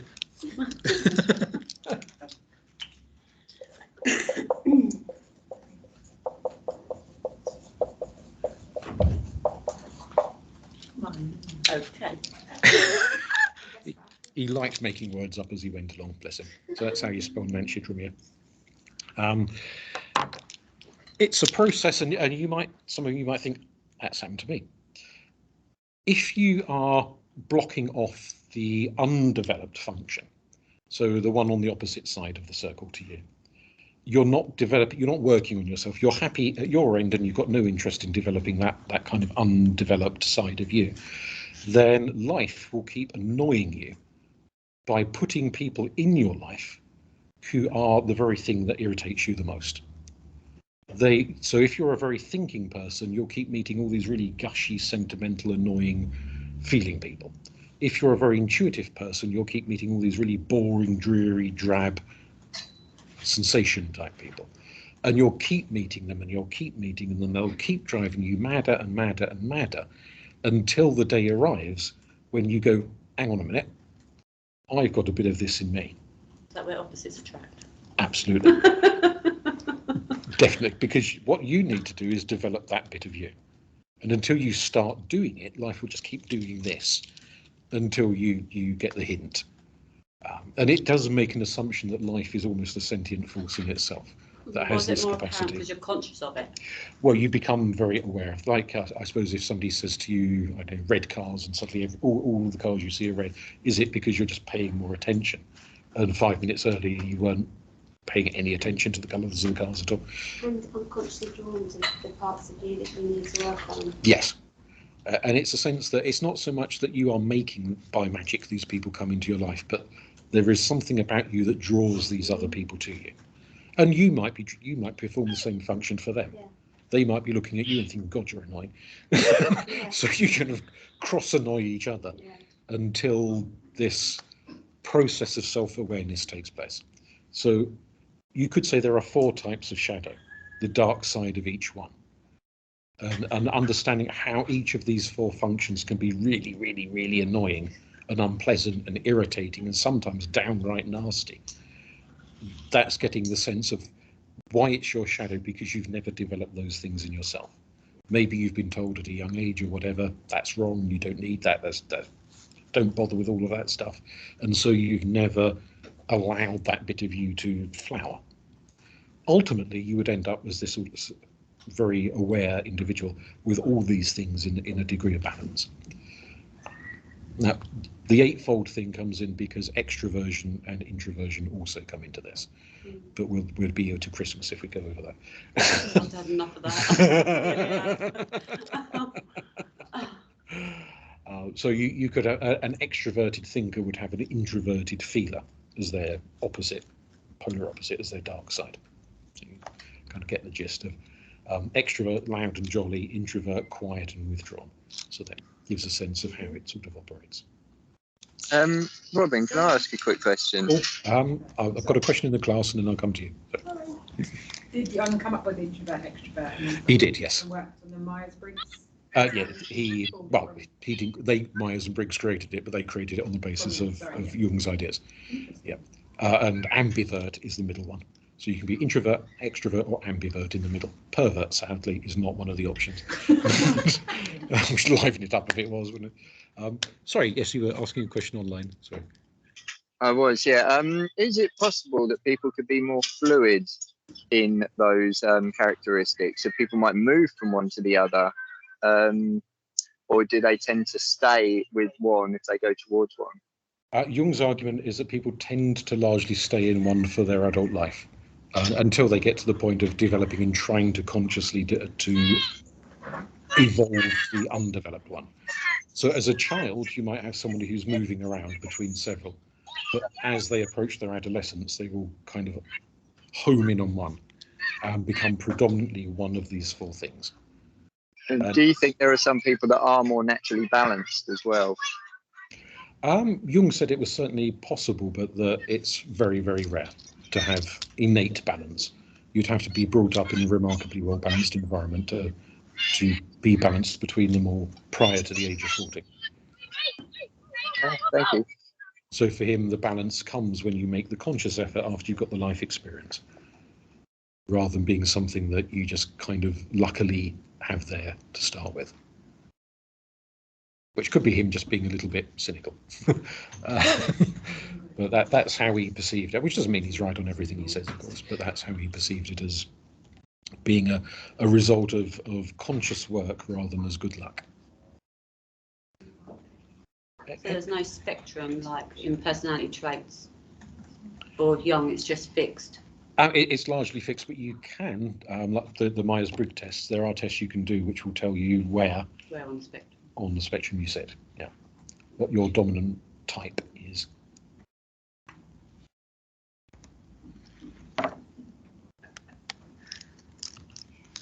Okay, so to give an idea of the dark side a little bit, flesh it out more and camp it up a bit, the dark side of the feeling sensation would be very much like Scrooge in A Christmas Carol, someone who's very materialist, very grasping, soulless, no real imagination to speak of.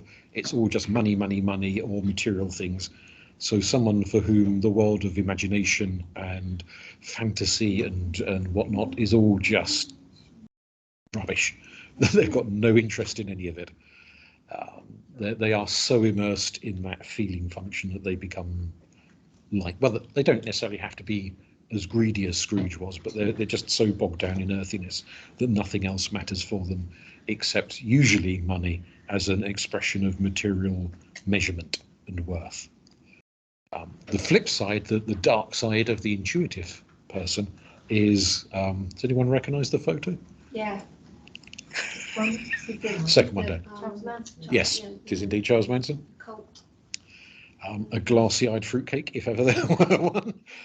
So the dark side of the fiery type, of the intuitive type, is the fanatic, the maniac, who's lost in a world of vivid visions. Whether they're a religious maniac or some other type of a maniac, they're so eaten up by their own ideology that nothing else matters, nothing else counts. Very explosive and fiery and prone to wreak havoc all around them and ruin the lives of other people. Definitely not the sort of person to hold down a 9-to-5 job. More likely to go and be burning down buildings and trying to start the next revolution, and living a life, often, as is so often the case. You think people like Karl Marx, who spent most of his life sponging off Engels. Somebody else pays the bills, they're too busy burning the system down. Filled with their own visions and their own passions. Very little practical about them. And often, as is frequently the case with a lot of visionaries, they know what they want to destroy, ask them what they're going to build in its place, and you might have a rather long, awkward pause, because they probably haven't thought much about the practicalities of what to do with the world once they've burnt it to ashes. They're just so busy purging the world of the things they don't want. They don't think about building up something, because building up is very much that sensation function. They're the ones who build empires. The extremist intuitives are the ones that burn empires down and then wonder what to do with themselves afterwards. The extreme feeler, that if anyone's wondering what the hell that photo is. That's the psycho mum, isn't it? It is. Norman Bates, his mother, or at least it's Norman Bates in his mother's frock. Convinced he's his own mother, going very, very strange. Smother love, that kind of intense love that renders everyone around them infantile, incapable of ever cutting the apron strings, incapable of ever standing independently, drowns everyone in a sea of emotion. And increasingly, and I do wonder if this is maybe at least partially a knock-on consequence from modern day internet culture, hypersensitive. So the slightest thing, they'll be in floods of tears because you've offended them, have upset them, and gets very, everything's a storm, everything's a drama. The flip side, old Spock there, is someone who's so thinking, so intellectual, that they can barely understand human emotion at all. They could analyse the works of Shakespeare, they could design machinery of the most complicated sort, but ask them to do anything human, like saying, I'm a bit upset today, can I talk to you? No. There's no warmth, there's no compassion, there's no kindness. It's all just this sort of ferocious, cold, clinical mind, intellect at play. So very extreme examples. But whichever one you're strong on, the other one, this would be your dark side, in effect. Can I ask which one was which again, sorry? So the miser is the sensation function, and the fanatic is the intuitive function. The smotherer is the feeler, and the cold fish is the thinker. Thank you. And obviously, if you're thinking in terms of therapy, you're probably going to have somebody come in because of their problems rather than because they're in a really happy mood. They're likely to be there because they've got problems. And so thinking what kind of problems they've got might give you a notion of their dark side. Or if they spend half the therapy session telling you how bloody horrible their other half is, you might start to wonder, projection? Is the other half might well be like that, but perhaps this person in the therapy chair is also quite like that too, and that's their dark side that they're raging against their other half for being too much like themselves, and the bits of themselves that they don't want to consciously own up to and admit to. So it can be an experience dealing with somebody in that kind of state of mind. Coming back to the anima and the animus, Jung said earlier loved his number 4. So he said there were 4 phases of the anima and 4 phases of the animus to factor into account. So the 4 phases of the anima are how men relate to women, and 4 phases of the animus, how women relate to men.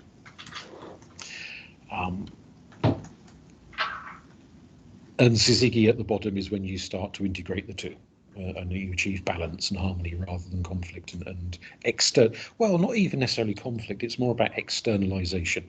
It's about thinking that this is not part of me, this is part of you. And you always see those qualities in someone else. You don't see the qualities in you. And ultimately what you need to do is realize that these qualities are in you as well as in the people you fall in love with. So Eve, as in Adam and Eve, is the primordial female, the sister, the playmate, the very first childlike experience of girls and women, and imprints itself on the male mind. Helen, from Greek myth, Helen of Troy, is seen as the more romantic, the more sexualized image of woman, the independent woman who must be won over, wooed and charmed and turned into the girlfriend or the wife. And so that's the more sexualized of the 4, and the one that gets, usually for men of a certain age, hormones, gets them interested in girls in the first place. Mary, as in the Virgin Mary, is the idealized kind of motherly figure. When usually, Jung argued, when men become fathers, they start seeing their wives as being more kind of Virgin Mary territory, and things that they might do with their mistress that they wouldn't do with their wives. Although you do have to put that in context of the period in which Jung was writing, when that was more of a thing to do. That there were certain things that were just dirty, you don't do that with your wife. But you might go and do it with a woman of more negotiable virtue. And Sophia is the wise woman, the grandmother, the sort of sage, the wise old lady who advises and guides and so forth. But these are all fundamentally qualities of the man himself. He just takes usually years, sometimes never, to realize that they're qualities of him, and he just keeps assuming they're qualities of whichever women he is involved with in his life, whether romantically or as friends or as women he works with, or whatever sort of relationship it is that he has with those women. He keeps seeing bits of himself in them, but not realizing they're bits of himself, which is why, without trying to sound too cynical, a lot of relationships are doomed to disappointment, because you expect, if you get into the mindset of expecting that person to be this blank screen who lives out your fantasies, at some point they won't. At some point the real them kind of peeps out from behind the bushes, and then you go, oh, you're not like I thought you were. Well no, she's not. And of course, the same in the opposite direction with women and their relationship to men. That moment in time when you go, oh, you're not what I thought, for Jung can be the beginning of true love or true friendship or whatever the nature of the relationship is, because that's the opportunity to realize the bit you fell for is actually in here. And when you accept that, not only do you start to grow, but you can begin to see that person for who they really are, and hopefully like them for who they really are. And rather than just kind of treating them as a fantasy figure, you actually see them underneath the fantasy. Sometimes you might see them and think, oh, run away. But hopefully you see them and see them in a good way rather than a revolted way, and run off. The animus for women, the man of muscle. This annoys me, having given names to the anima. My sense of balance, he should have given names to the animus, but he didn't. So that just bugs me. I like, things to follow through, and he doesn't. But there we go. So the man of muscle is sort of like Adam and Eve, a bit of primal, and it's meant to be the woman, the little girl's first experience of men, her father, her brothers, male cousins, that sort of thing. Don't take the muscle too literally. It's more the idea of running around and being dynamic and climbing trees and doing all of that and being her archetypal basis of what constitutes manliness, particularly the father, more so than any other relationship. The man of action, that's more kind of puberty when the interest in men awakes, and the romantic figures of literary fiction and films and mythology, whether it's Heathcliff or what's his face, Poldark or whoever, is the romantic figure of the era. What is a dynamic, attractive man, someone who will not just waft around like a drip, but someone who takes action and takes, is out there in the world being a go-getter, and that's what makes them attractive, is that they're dynamic. They're not some drippy little thing who sits in the corner and whimpers, but that they're engaging. But again, that's the quality in the woman that she is projecting outwards onto the man. The man of words is the more intellectual bit. The wise man, the knowledgeable man, the intellectual, the rational capacity of the brain, and the man of spirit is more the sort of the mystical, the old wizard, the capacity of man to inspire a grasp of spirituality, the grandfather figure, really. So the man of words is more the father figure, and that the man of spirit, the grandfather figure. But again, these are all qualities in the woman herself that she needs to focus on, but has a tendency to be drawn towards men who remind her of a bit of herself that needs to be developed, and given time will be developed, and focus and self-awareness and all the rest of it. The problem, of course, is that a lot of us just don't bother. we don't do much of that self-awareness. We're too busy paying the bills. So it can be left for a long time before it really properly develops in either men or women as a working function. Any questions so far?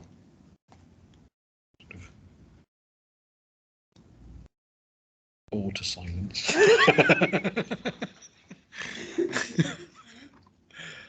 So in terms of encountering the sage, the wise bit, the citrinitas stage, when you're finding the wise old man or the wise old woman or guardian angel or whatever you want to call it within, one element to bear in mind, particularly if you're interested in cinema or literature or whatever, is that a lot of works of fiction, whether we're talking ancient Greek myth or Roman myth or Egyptian myth, whatever, all the way through to the modern day version of mythology, which is films and books and whatnot, often pair up a wise old lovely person with an evil old horrible person.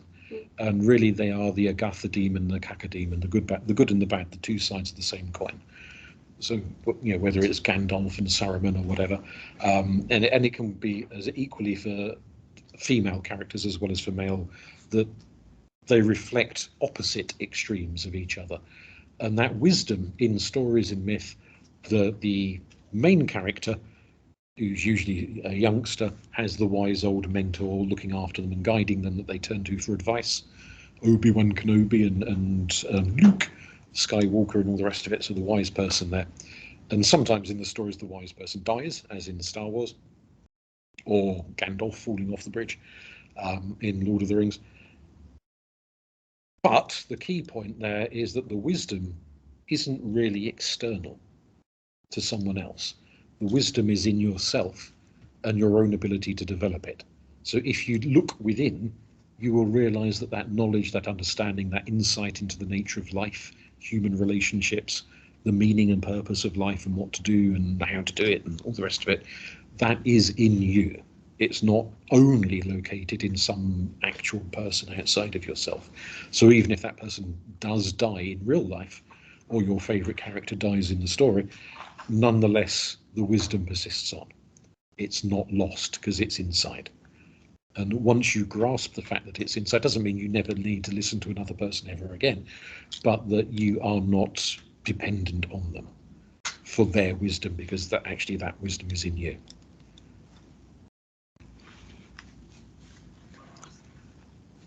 So it's the internalization process, if you like, finding it within. And that's one of the reasons why he said, being the other side of 40, you've had the life experience for that wisdom to develop inside yourself, and be integrated, just waiting for you to kind of realize that, oh God, I'm the granddad now. And suddenly you're the wise one and not the one in need of guidance. You're the one who's being expected to dispense the guidance, which can sometimes come as a bit of a shock. And then you enter into this red stage, into the Albedo, and your divine spark awakens. You have individuated. I mentioned the Deus Absconditus earlier, the disappeared god, or the runaway god, the runaway spark. That if you, and this is where sometimes it can cause occasional upset when discussing these ideas with people who are very religious, because Jung is essentially arguing that if you are always looking for God outside yourself, if God's up there in a cloud or somewhere, what you fail to realize is that the divine is within yourself, that you have this spark of unity that links you with the rest of creation. And that doesn't mean you're going to go and twang a harp on a cloud for the rest of eternity. It means you are creating your own life. So whereas God in the big grand with a capital G sense creates the universe, you're not creating the universe, fair enough, but you are creating your own life. You are the god of your life, as it were, or the goddess of your life, if you prefer. You are the force that creates your life. And that's a hell of a responsibility. To think, oh, bloody hell, I made this. Wish I'd done it a bit better. And to take charge of your self-creation. And it's not just your life in the sense of your jobs, your relationships and all of that, but you are, weirdly enough, you create you. You create the kind of person you then are. So if you don't like the kind of person you are, create a different type of person. Become, Easy as that. Easy as that. Done. You are in charge of shaping yourself as much as the circumstances of your life. Because Jung's argument is the circumstances of your life are really a reflection of you and who you are. So if you don't like the circumstances, you start by changing you, and then the circumstances sort of like dominoes, they just kind of fall into place afterwards. So I'm 32, that means about 8 years, right? Don't, I've just hit it. I'm meant to be. Time to plan.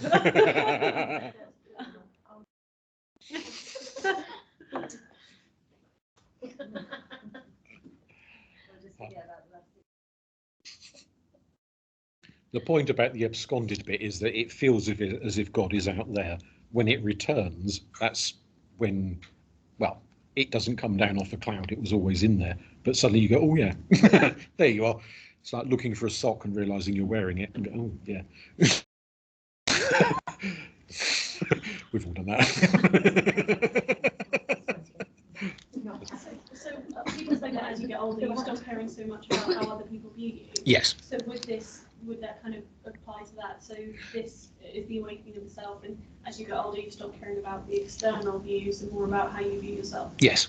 Okay. And that you're not creating yourself to please your mum, your dad, your husband, wife, whoever. You are creating yourself because that's the person you want to be, which is creation with a big C, in a sense. You're making a definitive act. I am who I want to be, not who somebody else wants me to be. Absolutely. You are your own kind of hero of the story. Yes. So you rescue yourself. Yes. Which is why in counselling, the counsellor doesn't do anything really to help facilitate you sort of thing. Yeah. You do it yourself. Yeah. You do your own rescuing, your own wisdom. Just need the odd prompt. Absolutely. And it is the idea, and if you're thinking under whether it's understanding literature, films, mythology, religion, whatever, Jung's argument is you could have a story with 30 different characters in. Actually, they're just 30 different versions of the same person. Mm. And it's best understood, that story, as a person finding bits of themselves.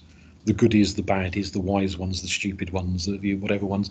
This is a journey of self-revelation rather than Yeah, as sometimes happens, you get a lot of people who say, well, this story is all about the gender relationships between men and women, and it tells us about how gender was perceived in so and so century when the story was written and the rest of it. To a point, kind of, yes, but ultimately these are not stories about actual men and actual women. These are stories about different aspects of one person, and whether that person is a man or a woman is kind of neither here nor there as far as the story goes, because they're all part of the same being. And that changes as an approach. It's a very different approach to understanding art and story, and whether it's story in film form or in book form or in religious form or whatever other form. It's a very different stance. Alfred Adler was another student of Freud, who, guess what, fell out with him. Freud fell out with everyone, an argumentative man. Freud came up with lots of different ideas, and next Tuesday, is it next Tuesday, 16th? We'll touch a bit more on Adler's ideas then, if you fancy joining in that one. But one of his ideas was Gemeinschaftsgefühle, that's how you pronounce that. Gemeinschaftsgefühle, which, being German, they like bolting several words together to form one really, really, really long word. What it means, in essence, is a sense of community, belonging, loving other people, which fuses with a love of nature. So the truly happy, content person, the one in this Repressed state, this individuated state, is one who, even if there are some people that are very difficult to love and like, you would nonetheless want the best for them, even if it was from the other end of a barge pole. You'd still want the best for them. And you find joy in life. You find happiness in a walk in the woods, skipping through the meadows, walking on the beach, climbing up a mountain. The natural world is a joyful world for you. And rather than going, oh God, it's raining or whatever, you would dance in the rain type of thing. You would rejoice in the natural world, and humans are part of that natural world. So it's a rejoicing in society as well as dancing through the meadows, because you have achieved this harmonious state within yourself where you basically like being alive. Certainly Adler and Erich Fromm and various others said that a lot of people really don't like being alive. For a whole variety of reasons, life is not terribly pleasant for a lot of people. And if you don't like being alive, you will start to resent everyone in life. And not only will you ruin your own life, but you'll probably ruin anyone else's life. You've got half a chance to ruin. It will kind of spill out. There's that generic resentment of everyone and everything. And you become a very destructive person. So it's the need for a joyful life rather than a bitter, vindictive, miserable self-destructive, but not only self-destructive, destructive of everyone that you come into contact with. Some people are a walking disaster, but they don't have to stay a walking disaster. They can learn to embrace life. And that's Adler's argument, that it's about the sort of joie de vivre of I really like being alive, and I like being me, and I like skipping through the daisies. As if life was like that. Well, if you're an Austrian philosopher, it can be. A lot of us would wish it was as easy as that. One of his arguments is you can start with a bit of tree hugging and all of that, and it kind of you're not convinced.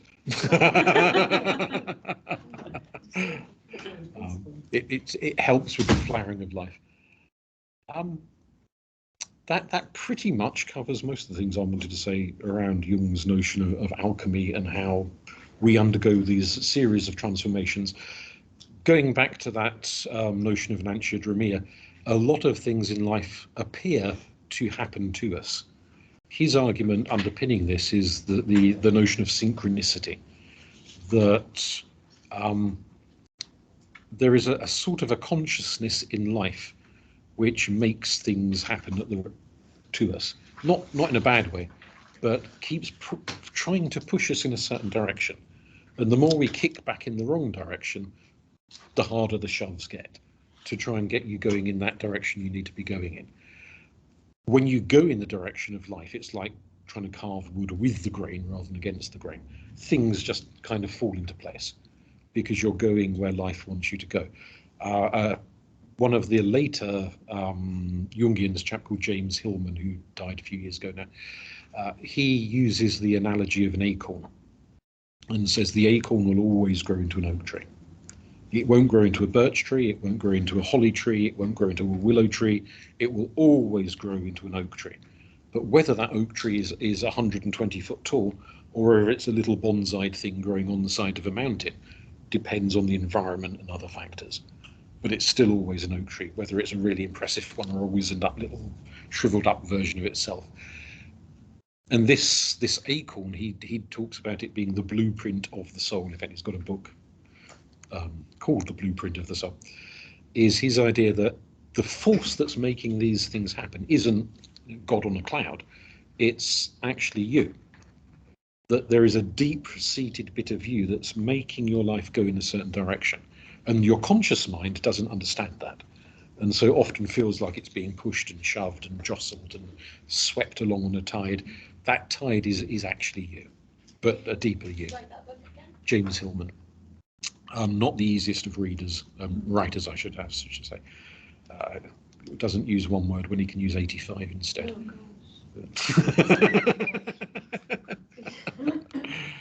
There's a lot of academics like that. So it's, again, you don't have to be religious to go along with these ideas. You can say, this is a bit of me that's making this happen. It's his notion that there is a certain way you should be developing, this blueprint, the fact that you're an acorn and that person's a holly tree and that person's a willow tree or whatever, that they will become what they will become. Whether they become the brilliant version or the manky version is, well, yes, yeah, and their choices, yeah. Unlike trees, we can uproot ourselves and go somewhere a bit, bit nicer. We're not stuck in one spot. But there's got to, and it's that kind of is very much a Jungian idea, this blueprint notion, that there is a you that is meant to be there, and it's something the humanistic psychologists pick up on as well, with their notion of the true self, like Lang, when he was talking about the true self and the false self, that there is this core that's there, and rather than being something you have to make from scratch, it's already there from the get-go. You could put it in terms of genetics, I suppose, and it would work just as well, but he prefers this language of the true self. The false self is the person you pretend to be to keep everyone else happy, because they give you a lot of earache if you don't jump through the hoops that they put there for you. For Lang, mental illness arises when you're spent so long being a false self, you can no longer remember what your true self was. And that's when your true self just kind of goes a bit haywire and tries to kick down the false self, and you feel your life falling apart. Lang says that crisis is actually opportunity for your real self to emerge from the mess, and you'll be 1,000 times happier as your real self than you ever were faking it to please other people, even if at the time you felt that you kind of had to, for the sake of a happy life or whatever. You had to be whatever they wanted you to be, but you don't. You can be the real you.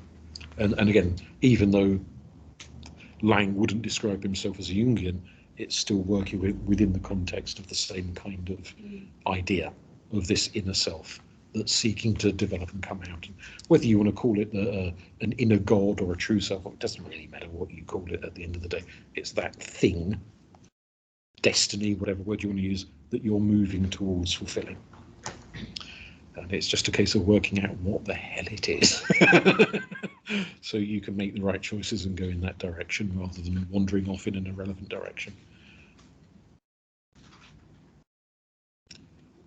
Any questions or? Thank you, that was great. Yeah, that's really great. Yeah. Pleasure. Have been asked, would you upload it, please? I will upload it, yes. So, any bits you want? Oh, you'll upload it where? Wherever you want me. Well, I can send you the link if you want to leave your email. I can send you the link. I think Danielle wants it, Hannah wants it. I wouldn't mind a copy of it Okay, dokes. for future reflection, if you wouldn't mind. Will do. I need to go and stretch my body.